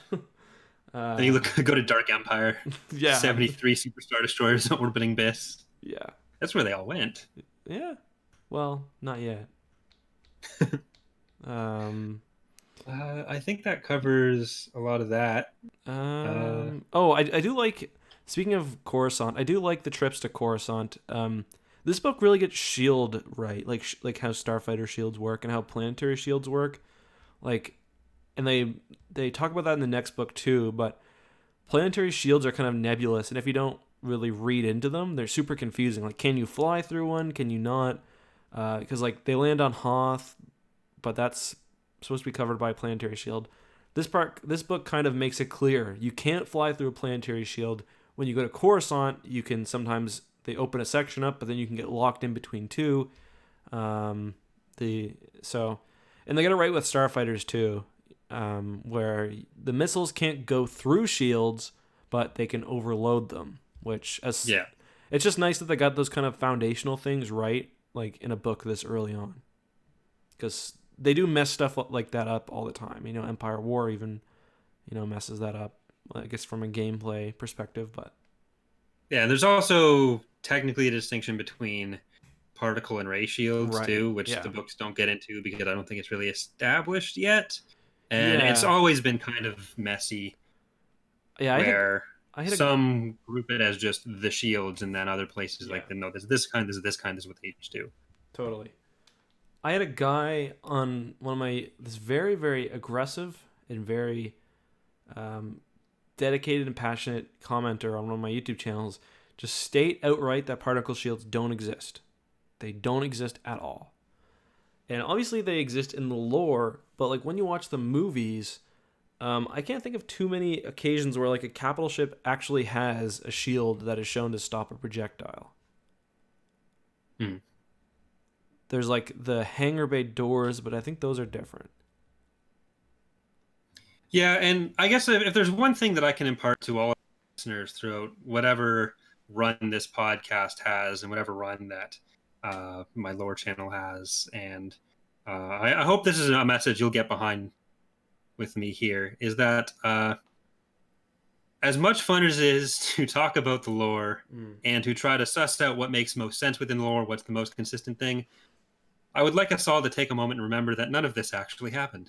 Yeah. And there's no truth to it. It's like... So do not get angry if someone else has focused a bit more on one particular source over another, even if what you're trying to go for is the most consistent thing you can out of it, which is what I always try to do, or what makes the most sense in a given situation. That will always involve disregarding some other part of it, and it never happened.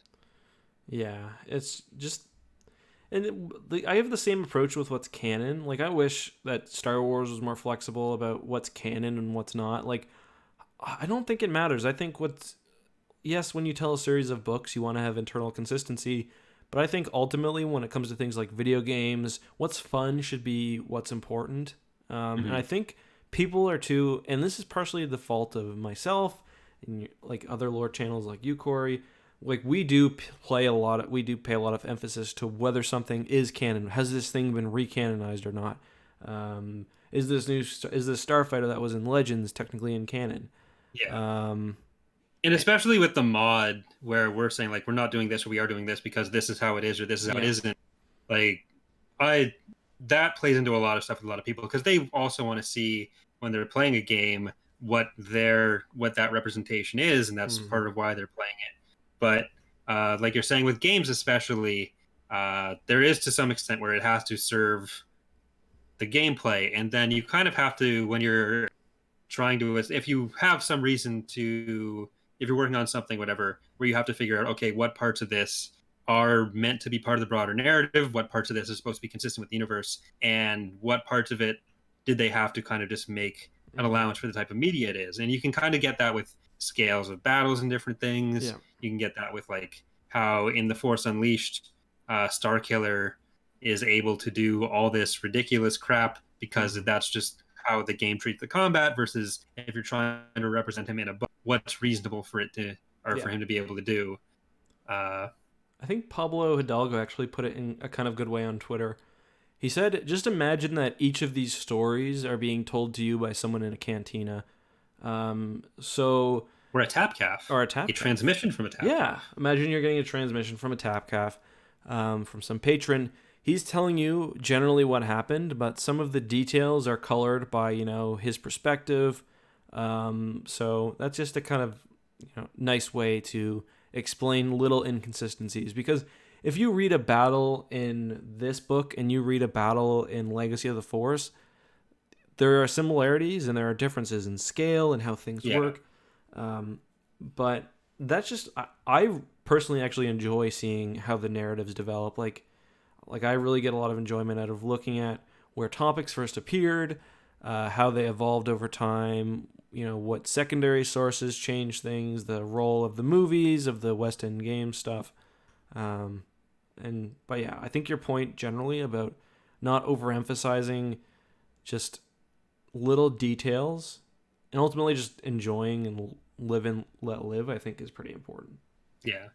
Like, my main thing is take it as serious. Like, it's great. Like, it's always fun to have the really in-depth discussions about like, well, this source says this, and this is how this source fits into everything else, as opposed to this other source, which we should. And like, expecting some kind of internal consistency is always important. But especially when the universe is made by so many different authors, so many different game designers, the writer for Game X may not be as familiar with the lore. Like, a lot of the Empire at War people who were writing the missions for that game, they're not necessarily people who have like read every EU thing. They haven't read every comic book. They haven't read every source book, and it's going to be, there's always going to be that level of inconsistency in everything. Like, even about stuff that's actually happened, it's very difficult to find something where every detail matches up. And I guess my point is mostly just like, be passionate about it, but don't be a dick about it. Yeah, exactly. Yeah, like what you like. And same with the canon and legend stuff too, generally. Like, people assume because I talk about legends all the time that I'm one of those never canon people or whatever else. Like, ultimately, it's a fictional universe about, flying jet fighters and space wizards and stuff. So just ever attacking someone over what fake story in a fake universe they like more than the other, it just doesn't seem necessary to me. Yeah. Like, who prefers what, or who thinks what happened in it. Yeah. Just discuss it, but don't judge over it. That kind of reminds me, a good example of a planet that changed pretty significantly once it was brought into the movies was Coruscant. They describe Coruscant in this book and the Imperial Palace very similar to how it appears in the early concept art for what was the planet going to be called again? Had Abaddon. Have you ever seen that before? Yeah. For Return of the Jedi. So, and they describe basically the Imperial Palace as like a mountain coming out of the city, which is very, very similar to what it looked like in the concept art for Had Abaddon. And I think the idea of it being a planet-wide city was there, but not to the scale that it would be later, with like each individual tower is like 1,000 stories and then built upon, thousands of more stories of like ductwork and industrial zones and stuff. Yeah. I think a lot of the way books present it is just that most of Coruscant is a gross place to be. Yeah. Where there's this nice sheen on the surface, or a nice sheave on the surface, and if the second you go under that, it's like just disgusting, gross, dilapidated stuff below all the civil servants for every planet. Yeah, another good example of that is Kashyyyk. Because Kashyyyk gets such a tree version, of course. Yeah, it gets such an interesting version, like an interesting description in Heir to the Empire and the rest of the Thrawn trilogy. Or maybe it's book 2 at first. I don't remember. Whenever it's in the Thrawn trilogy, we'll get to it. And then you get to Revenge of the Sith, and it's like a beach. Obviously, the rest of the place is there, but it's just like, you got scale, you got what's feasible to pull off in a book versus a movie and everything else. They really should have shown some of the scenes in Revenge of the Sith where the Juggernauts were driving on the bridges between the tree houses. That would have been great to see. That would have been cool. Because that would have been perfect. Also, there's a mention of a Juggernaut in this book. Yeah, that was... I was actually wondering about that, whether it was that just happened to end up with the same name, whether it was something that got pulled, kind of like the name Coruscant did. Yeah, so... Or if it's just the turbo tanks were just turbo tanks until someone later retconned them as Juggernauts. So they appear also in the Jedi Academy trilogy when they're invading Yavin. And I think that George did pull the name, but not... I don't remember, but I do think he was inspired by the Legends tank to some degree. Yeah. Because I can't remember when the first depiction, because there's the picture of the one on Yavin. Yeah. And I think that all came out after Revenge of the Sith, but I was trying to... there might be some concept art or something. But there could be some like Macquarie concept art or something. Like everything is concept art. He dreamt it in a fever dream and accidentally scribbled it on his desk or something. The USS Enterprise was actually based on early Revenge of the Sith concept someone art. in the chat said pulled from West End Games based on concept art for Hoth. So there we go. Yeah. They were the original AT-ATs. There we go. That's kind of what I figured. I guess there's any more of these interesting bits you want to go into, or if you want to just jump to OT references. Yeah. Got 2 more sections on those. Yeah. There are 2 real nasty OT references that I hate and that come up over and over again. Yeah. It's Corellians and odds. Twice in this book, Corran says to himself, "What loyal son of Corellia ever had any use for odds?" And then he says, "Don't tell me the odds. Corellians have no tolerance for odds." Christ, we get it. Like, come on. The one that bothered me the most was the when Gavin's talking about the whole Beggar's Canyon thing. And what Tatooine farm boy doesn't tell you these stories? It's like, no, this was a Luke thing. This isn't a Tatooine thing. Yeah. Yeah, not good. I also think they really shoehorn references into the Katana fleet like multiple times when it's basically like an old legend. Like, and at one point they're like, "Yeah, we told them the Katana fleet's over here," and then another point they say something about Rogue Squadron or something being more useful than all the ships of the Katana fleet. I'm like, okay, we get it. You've read the Thrawn trilogy. We know it's the same universe. Ever heard about any of those Star Wars?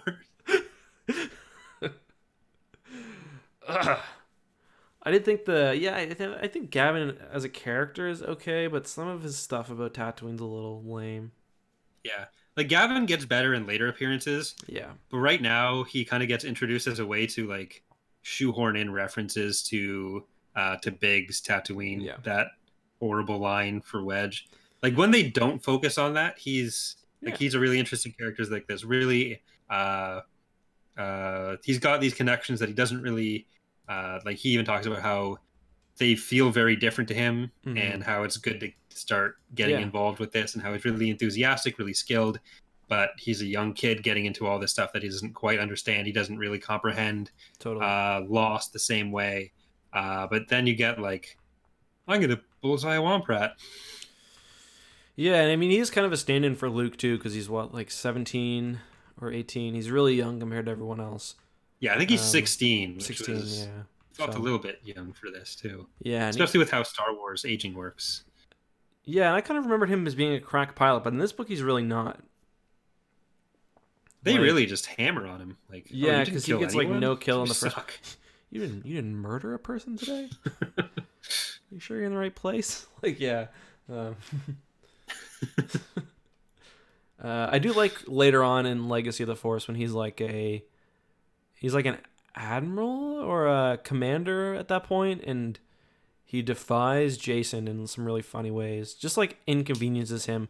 Like Jason's like the Force is communicating with him. He's like, gotta move these fleets across the galaxy or else the Hutts are gonna screw his shit up. And Gavin's basically not returning his calls. Like, make him sweat a bit. Let's piss off the Sith Lord. Yeah. He could choke me across the galaxy, but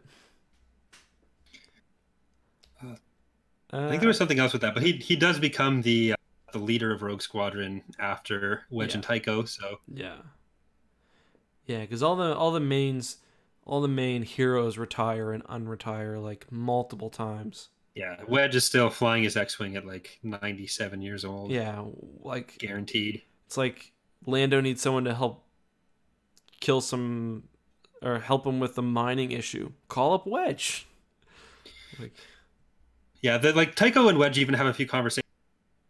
Are we old men in a young man's game now? yeah, No, 40 years later, this is literally Yeah. what you're going to be doing.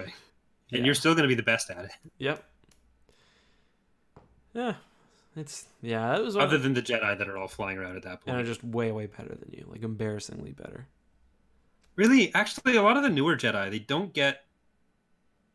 That's true. There's Kip, there's Jaina, and there's Zek.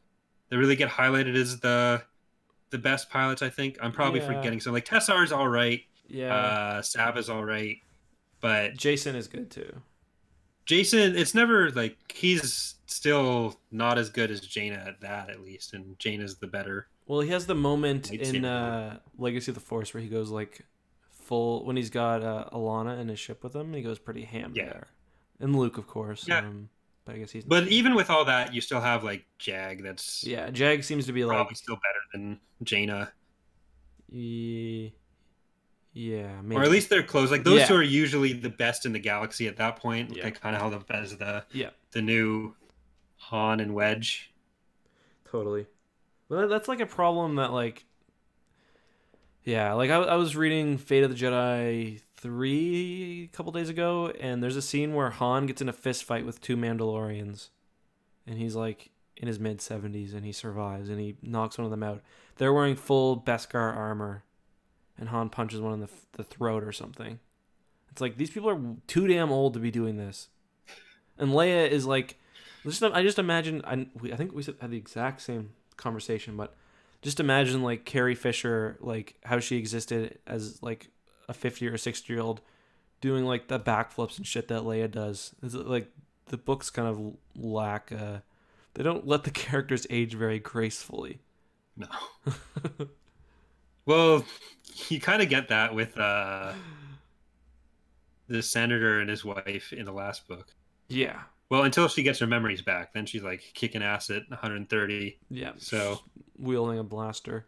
So I do find it funny in this book. They say because Jace's grandfather I think is dying at the end, and it's like Bacta can't heal aging. It's like go to the right planet. It pretty much can. well, we never really get what his actual age is because he That's could true. be like 150. He could be 300. Probably years is old. 150. Yeah. I don't think it's that a lot of people are saying it's slower aging in Star, but I don't think it's necessarily that it's slower. Yeah. Just that a lot of the side effects are worse, or Lessened. side effects aren't as bad, and you live longer because the actual diseases aren't going to Yeah. be a problem. Yeah. So like 70-year-old Han is still 70-year-old Han. Like he's a really fit guy Yeah. because he's fighting all his life, but he's still Yeah. like there's a video on I think Reddit a few days ago of a former Marine just I think he's in his 70s and he's knocking out a bunch of Yeah. 20-year-old guys trying to mug him, and like Yeah. that can absolutely happen. But we're talking about Han fighting like warriors in their prime, Yeah. wearing full armor, punching him out. And we're also talking about Lando, who's like probably like ridden with space STDs. First of all, like he spends half his life in a casino, and like he's what, older than Han, like, so. Yeah, Lando's I think a few years older than Han, who's a few years older than Luke and Leia. Yeah. We got way off track. Another OT reference. Riv Sheel is mistaken for Lak Sivrak, who is the Shishtavanian in the Tatooine cantina. I don't know. That was fun. How many systems does he have the death sentence on? Riv actually he does have a death mark, because that's like where it comes up. Yeah. So anything else you want to talk about from the book specifically, or we did say we do book rankings, so we'll see how Rogue Squadron and Trees of Bakura stack up. I do like how they've got a year of mourning for Palpatine across the across the Empire, but then the mourning is still continuing on Coruscant.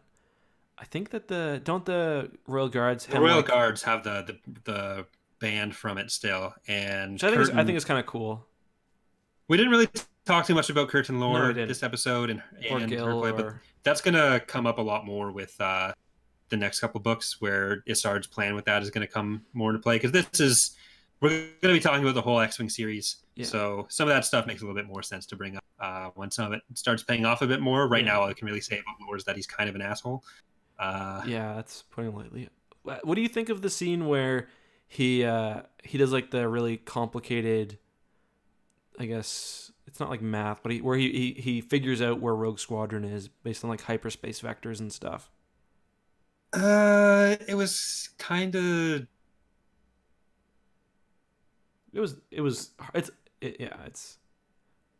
kind of like you can get where he's coming from, but my big problem with it was that they spend all that time talking about like how they're doing separate jumps so that they can't be tracked that way. Yeah. So you'd get like that section of the initial jump, but he shouldn't be able to track as much as he did out of it, or he should at least know it's not going to be that reliable. But part of it is that his whole he's a bit of a character, assuming like a caricature. He's great at everything. Same thing, like it's the same thing with like Isard. She becomes one aspect of her. That's the fact that she's fiery and cold like her eyes. And then Curtin is like his intelligence, and like he's basically a robot. Like the thing with Gil Bastra I thought was a little silly with the disease and whatnot, and a little hard to follow as well. Well, I think a lot of that was just to set up all the back to issues. Yeah, I think he was basically just a MacGuffin for all that. But yeah, so do you want to just jump into what you thought about this compared to Trees of Bakura? Sure. Will we be arbitrary and reductive in our ranking of these books? Yeah, so I like it more than TTAB. I mean, I enjoy both books, but this one feels much more like Star Wars. The Truce of Bakura, like it was so early on, and it's just really missing a lot of what we would come to expect in a Star Wars book. But yeah, I like the characters in this. It's very, it's not a Nobel Prize in Literature winner, but I find it really enjoying, and it's basically exactly what you'd want from a Star Wars book, which is enjoyable, pulpy, really easy to read, but with enough depth in there that you can still, as an adult, I think, read it and have a good time. So Right now in our rankings, this would be number 1. Choose a Pakura, number 2. I'm curious to see whether I'll like Wedge's Gamble more. Yeah, I think I'll co-sign everything you just said. Okay. Definitely feels a lot more like, or not a lot more like Star Wars, but it hits on all the things you expect Star Wars book to a little bit better than Truce of Bakura did. Introduces a lot of new characters who kind of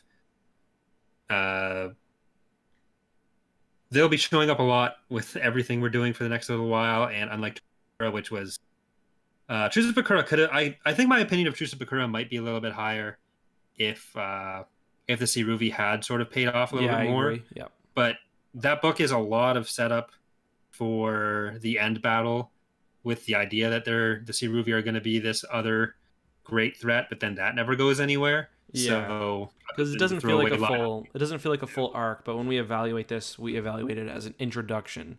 We're kind of evaluating yeah, that makes sense to me. Yeah, like if we had Rogue Squadron as a book, and then that was it for X-Wing, and lore, Dairy Coat, and not Dairy Coat, that just sounds like a Dairy Queen dipped ice cream cone. But Dairy Coat, and it's sort of that. If they never showed up again, it was like, oh, we took Borleas, so we're all good. Then I think that would kind of feel a bit flat in the same way that I think Truce of Bakura ends up falling kind of flat. Agreed. It was a nice try, though. Yeah, like it's a good book on its own. It's just it doesn't have quite the same fit. Yeah, it doesn't fit in quite the same way that Rogue Squadron does, and I think that's the main thing that puts it over Truce of Bakura for me. Yeah, and this is still so early on that we don't have these, because Star Wars really does get populated like by a good cast of EU characters. I mean, a lot of them come from Thrawn, but a lot of them do come from these books, even if it's just, relatively secondary characters like Tycho. There's still like little bits of the universe that we're kind of starting to pick up along the way now. And especially once we pass that point where we can start talking about like Talon Card and stuff, then we start having a real nice cast for the rest of the Banta books and for the New Jedi Order especially. And one of the things that I think changes a lot more the farther away you get from the early periods of writing, so not like in universe chronologically, but out of universe, you do get a bit less reliance on the OT references. Yes. And just trying to be like, oh, this is how these people relate to this event from the movies. Like the Battle of Yavin, Battle of Endor, Battle of Hoth come up as if they're the only things that ever happened in the universe. Exactly. Like 73 times in Rogue Squadron. But as the EU starts developing the characters a bit more, you start seeing a lot more of just allowing them to be their own entities. Totally. And I feel like that does happen a bit more towards the end of the X-Men. And that's also a complaint for some people, though, too.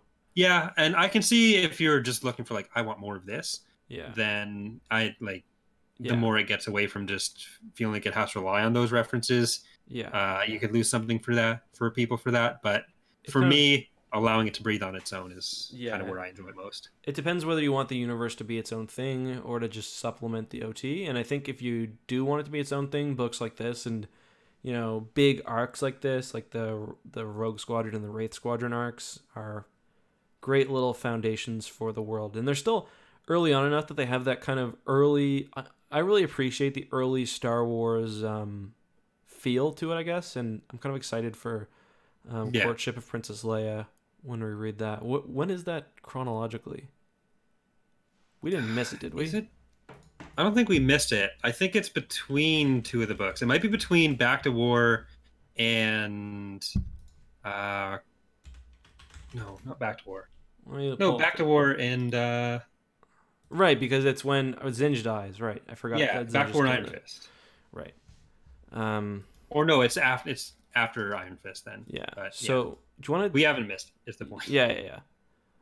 We should mention though. I was kind of thinking about this after we announced that we were going to do X-Wing next. We did skip Shadows of Mindor.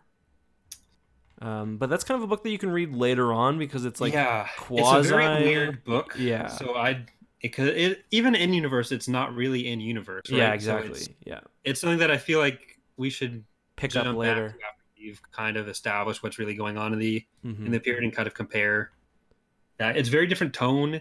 Hmm. Some of it's like a holodrum, isn't it? Yeah, yeah, yeah. But And let's we can do the see. same thing with the Tales book too, especially like I don't want to like some of them take place over different periods of time. Yeah. I've never actually read the. I don't think I've ever read the Bounty Hunter Wars trilogy, so we missed that as well. Not a big deal. I've never read them in my entire life. I don't think they're between Truce and X-Wing, are they? According to this timeline I'm looking at, they're let's see. Uh, Sets follows Boba after he escapes the Sarlacc. So, huh? 'Cause I think that's technically parts of it are before Truce of Bakura, Yeah, and then right. So maybe we'll read it at some it's point. kind of right before Truce of Bakura. Hmm. Like I Okay. think parts of it do extend till after, but it to I'm not get too fussed about yeah. missing those. Should want to give a brief overview to the people? Do you want me to do it of the books we'll probably read next? Yeah, go ahead. Oh, So, I mean, and I think we were talking too. Like we might take a week off from, or like a episode off if we have something specific we'd want to cover. But what we were talking about is we'll probably do X-wing and then Princess Leia. Will we do Tatooine Ghost? Do you think? Because that's kind of a weird one. I Because think like chronol, yeah, there'll be some like that where we'll probably find a better place to fit them in. yeah. Because Tatooine Ghost, We could read that after the duology, couldn't we? yeah, Yeah. I was even thinking that you can either fit it in there, or you can fit it in. We could put it between like NJO and Dark Nest, Oh even. yeah, that would work. Um, So we but do plan to cover basically as much as possible, and yeah. we'll mostly be going chronologically. But just because of the way things were written, Mm, uh, sometimes it'll make a bit more sense for us to jump around like that. And there might be weeks where we're replacing the chronological episode or something. yeah. It's also possible there'll be weeks where there's no scheduled episode where we'll do one to Yep. cover something else. Like If something new comes out, we could do that as well. But what do you think about Dark Empire? I think we should do it. yeah, we should definitely do Dark Empire, but we Yeah. might combine All a three few of bits of them. it. Yeah, Yeah. rather than trying to do something on every individual issue or Yeah, I agree. because I'd want to do the Marvel comics at some point as well. Oh, the But original ones? it'd make more sense to kind of combine it and do like a mega show on that, or Yeah. talk about that, and especially with 108. Yeah. And which was really good, by the way. I don't know. Did last episode come out before 108 was released? I can't remember. I think it was right around the same time Yeah, I can't remember if I had because you read were it doing the yet. video with Star Wars Theory the week Explained. after, or was it explained? Yeah. Yeah, my bad. So many of us. Yeah, I know. But yeah, it was really good. If you guys haven't picked it up, you should. But yeah, so we'll Uh, probably do Dark Empire. We'll pick up some others, and I imagine some series like we could probably do a Dark Nest video. Let's be honest, if we wanted. yeah, I but mean, if we want to have like yeah, if we want to have Jason Solo extravaganza that we clearly need in our lives, true. then do we really want to combine all that?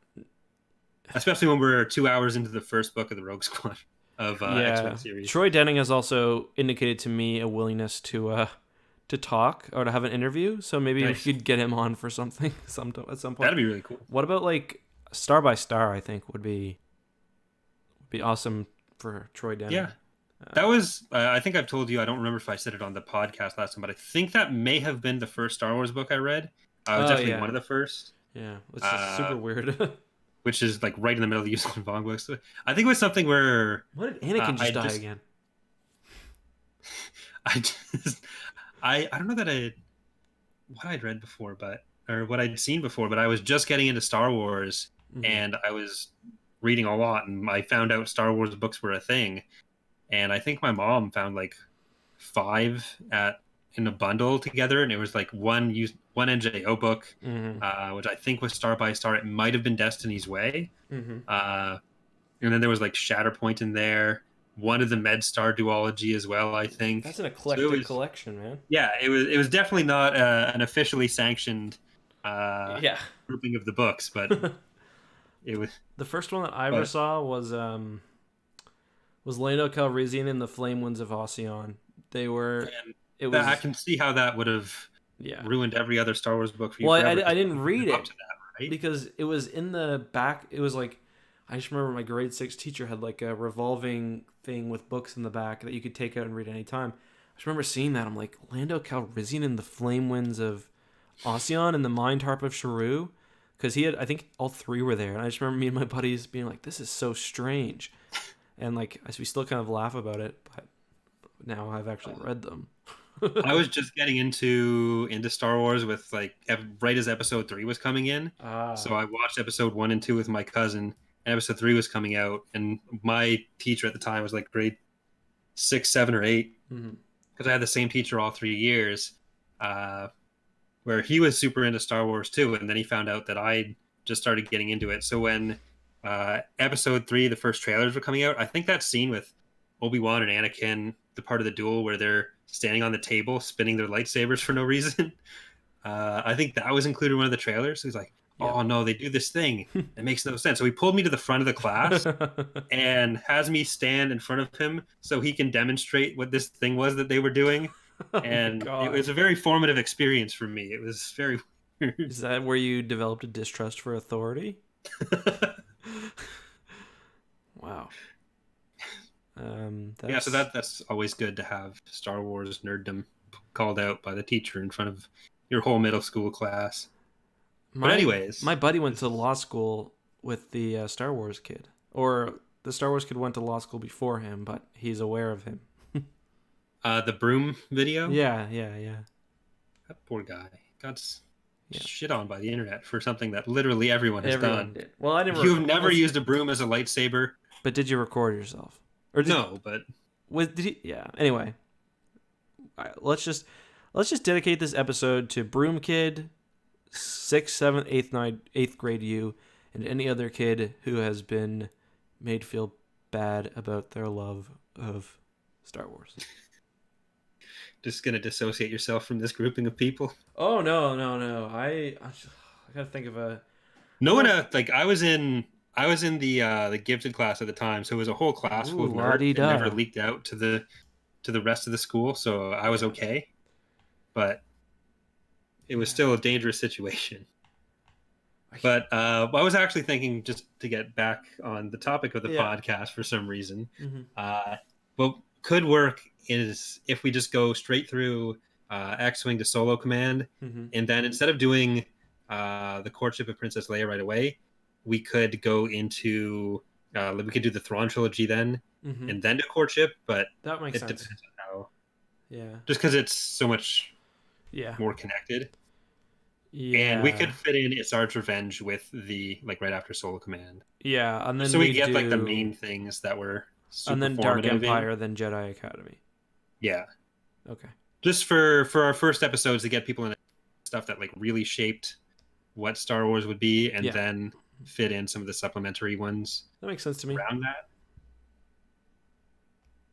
Cool. But we'll figure that out, I guess, when we're not. Give us your recording feedback, the guys. podcast, Like, but if you guys want to give us. One thing we talked about, I can't remember if this was on stream or not, but when we get to NJO, we've got 19 books. So like Force Heretic, there's 3 of them, right? We might as well group them all together. Or like Edge of Victory, it's a duology. Or I think, except for Vector Prime, I think the first 4 books are duologies, and then there's Balance Point, and then there's another duology, and there's lots of ways we can group it up. Let us know if you want us to do so. It'll be tougher for us. Yeah, in a while. We might as well move this to weekly eventually, Corey. Depending on our schedules.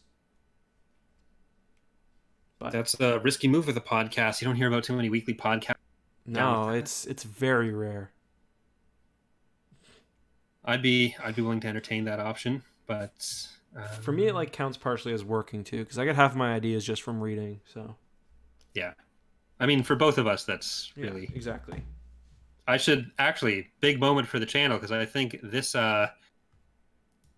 live stream will bring my channel over the 4,000 required watch hours to monetize my channel.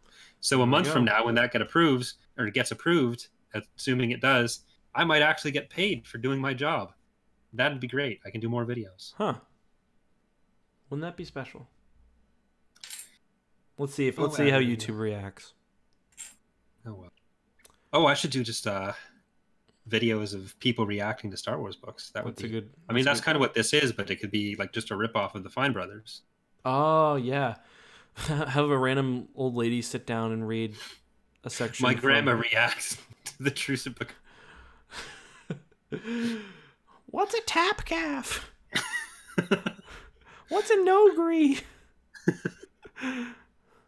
What the hell's a Vornsker? She's got great pronunciation for someone that's just reading these for the first time. She really does, yeah. Is there anything you'd like to end off with, Corey? I think we're pushing our goodwill here. Yeah, the last hour of the podcast is unnecessary, but I'm good. Anything you want to bring up? Nope. Anything you're excited for on your channel? Like any big videos or anything big with the mods or in your personal life that you want to talk about? Okay, well, apparently I'm getting my grandma into Star Wars books, so that's a big personal life thing. Very good. Got a video coming up this weekend on the longest living survivors of Order 66. Okay. Who's that? Well, that's going to be in the video. Is it a tree or something? There might be some trees involved. I don't want to give. There's at least one tree involved, isn't there, Corey? There is one tree involved and a sweet hat. Are there any Are there any people in a black hole? People in maybe some sort of station? Some sort of sinkhole station? Well, maybe. Okay. Let's all just slow down here. Okay. But we've also got the Imperial Civil War beta going on for. Is the beta public now? Or is it not still? yet? Okay. There's some bugs that we still need to fix before we do that, but in a couple weeks it should be public. But what else? What have you got going on? Any game companies bring you anywhere recently? No, I did just come back from LA. If you guys follow me on Twitter or YouTube, you might see that. I got to play Jedi Fallen Order, and I can talk about it now. It was pretty awesome. I did a whole video on it. I'm excited. I was pretty critical of the trailers. I still do think the trailers were pretty bad, but after trying the game, I'm feeling pretty positive. Other than that, I'm just going to try to get back into the regular schedule of videos. I'm trying to think if I got any fun ones coming up.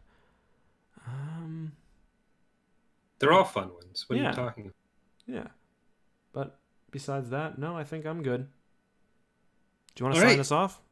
Yeah, well, thank you for coming out again, everyone, for our second episode here. Again, the next episode is going to be on June 27th at 7 p.m. EST on Mr. EckhartsLadder's channel.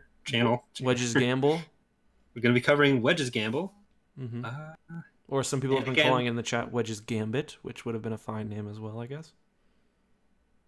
I guess if you have any questions for that book that you want us to cover during the episode, let us know in the comments on these videos. You can email us, please. Email us. Did we mention this, by the way? No, we didn't. Ah, crap. Okay, so I've set up an email for us. It's just tapcaftransmissions@gmail.com.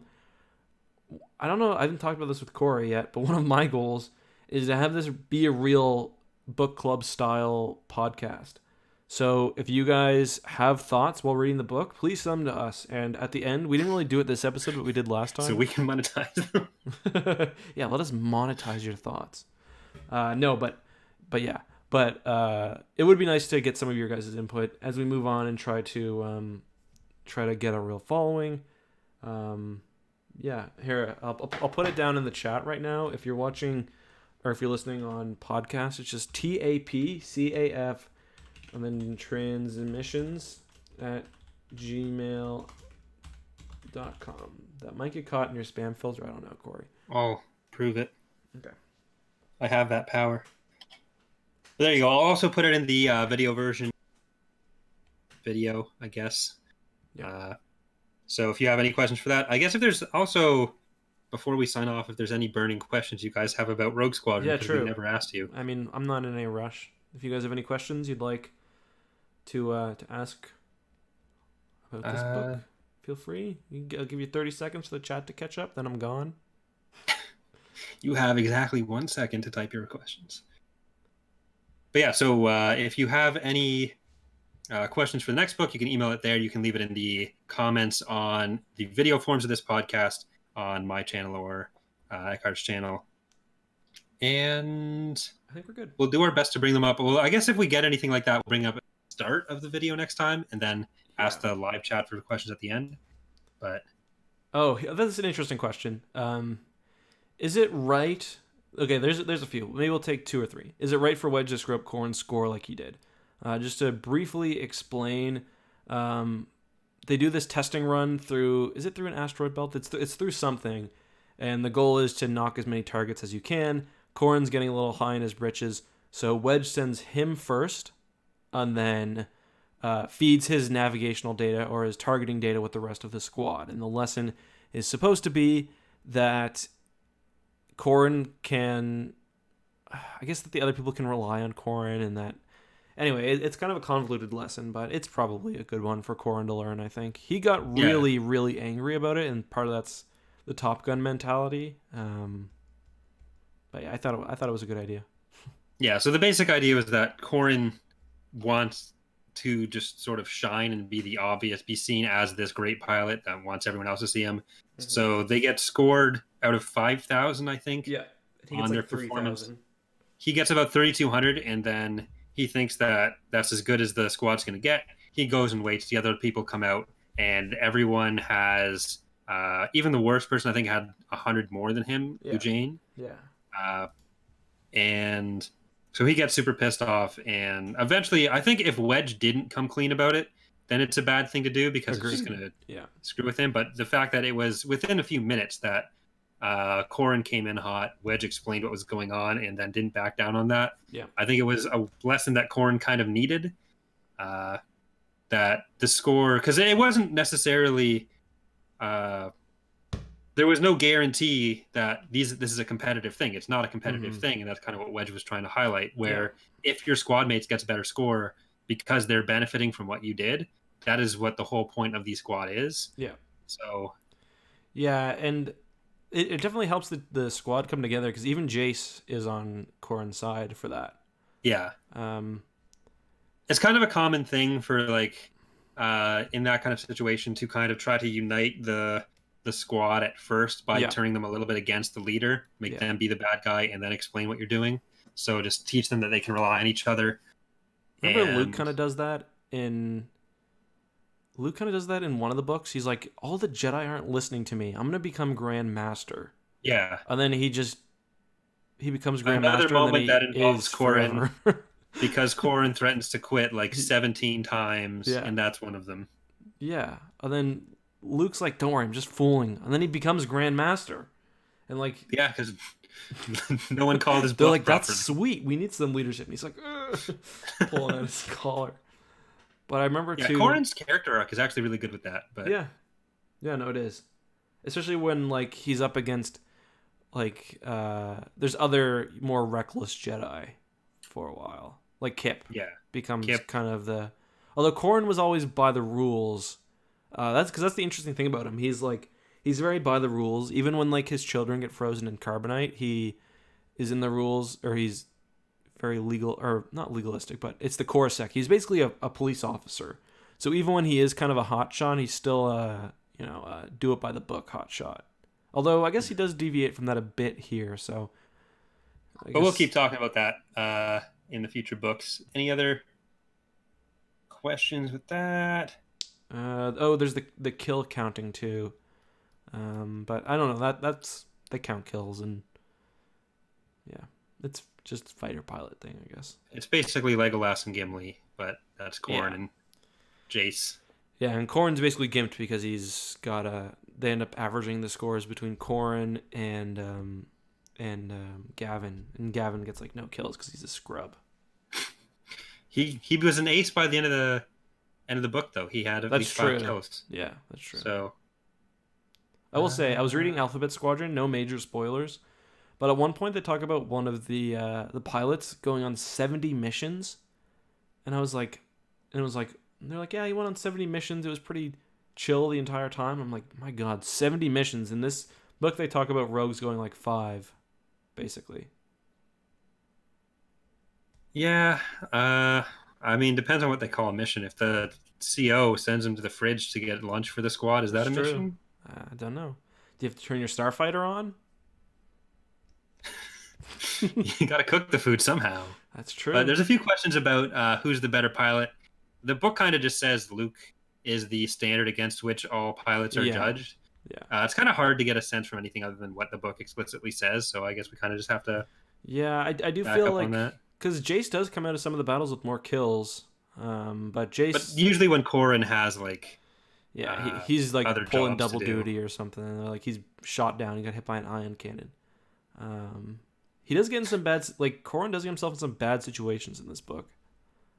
But I mean, he shows a lot of skill, really, in the simulator. Which the simulator bit at the beginning kind of leads me to believe that he is the best, besides for Wedge.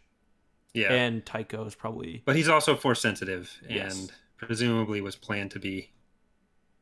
Force sensitive the entire time. I was kind of looking for hints at that, and there's one. There's somewhere he's reacting before stuff happens. Yeah. There's one where it says his father always told him when he gets a feeling to go with it, which I took to be. I do think he was planned to be force sensitive, or like from the beginning. But. Yeah. Do you like Corran's joke at the end with Wedge? So. Oh right, he pretends to be dead. They think they've left Corran behind on Borlaeus, and they'll have to go rescue him, or more likely has just died. But because the droid we talked about earlier had all the information on the mission, Mirax and Tycho thought the mission might be compromised. They went to wait on Borlaeus, and they actually rescued Corran. And because Mirax's ship is so much faster, they got back before the rest of the squad. So Corran leaves one of those messages that they were recording, like just in case they die, and gets it transmitted to Wedge. And basically it's like, oh, I know I got left behind if you're seeing this. And I thought it was I thought it was a funny. good joke. Yeah. I mean, I don't think you'd want to do that in real life. Like that's, give someone a heart attack or something. But yeah, one thing, especially when you have the commanding officer been struggling. Yeah. Basically, Wedge's whole arc in the book is how much PTSD does he have from losing everyone? It's a lot. And then Corran pulls that. So kind of a dick move. One thing we didn't talk about, there are surviving members, like Wes. Where's Wes in this? Don't they say he's off training another squadron? Yeah, a lot of the other old Rogue Squadron training other squadron units. Right, because it kind of makes it seem like Rogue, like there wasn't a Rogue Squadron before this book. It had been disbanded, and then I guess they're rebuilding. Because there was about 2 years where between Bakura and now they'd been spread out so much, and they wanted to rebuild Rogue Squadron. Mm-hmm. And some of them come back later. I think. I was just scrolling down Wes's Wikipedia page, and there's a picture of him snuggling with a female Bothan, and it is not a good-looking female Bothan either. I'll see if I can link that in the chat. Oh my God. All right. Any last questions? I think we've covered. Yeah, there's questions with the Lusankian stuff, but we'll go deep into that in the coming videos. We've got a bunch more X-Wing books to go through, so we can also talk about any remaining questions you guys have for Rogue Squadron about this episode. If anything comes to you and you want to email that to tapcaftransmissions@gmail.com, we'll take a look at that and bring that up at the start of next episode as well. So I think that is a good place to sign off for real for now. Yep. Thanks for watching, guys. I had a really fun time talking to you. Don't want to speak for Corey. He usually rips on you guys after the stream, but it's true. Yeah. All right. It's not true. It's not true. May the Force be with you guys. See you not next week, but the week after. Thanks again, everyone. Bye.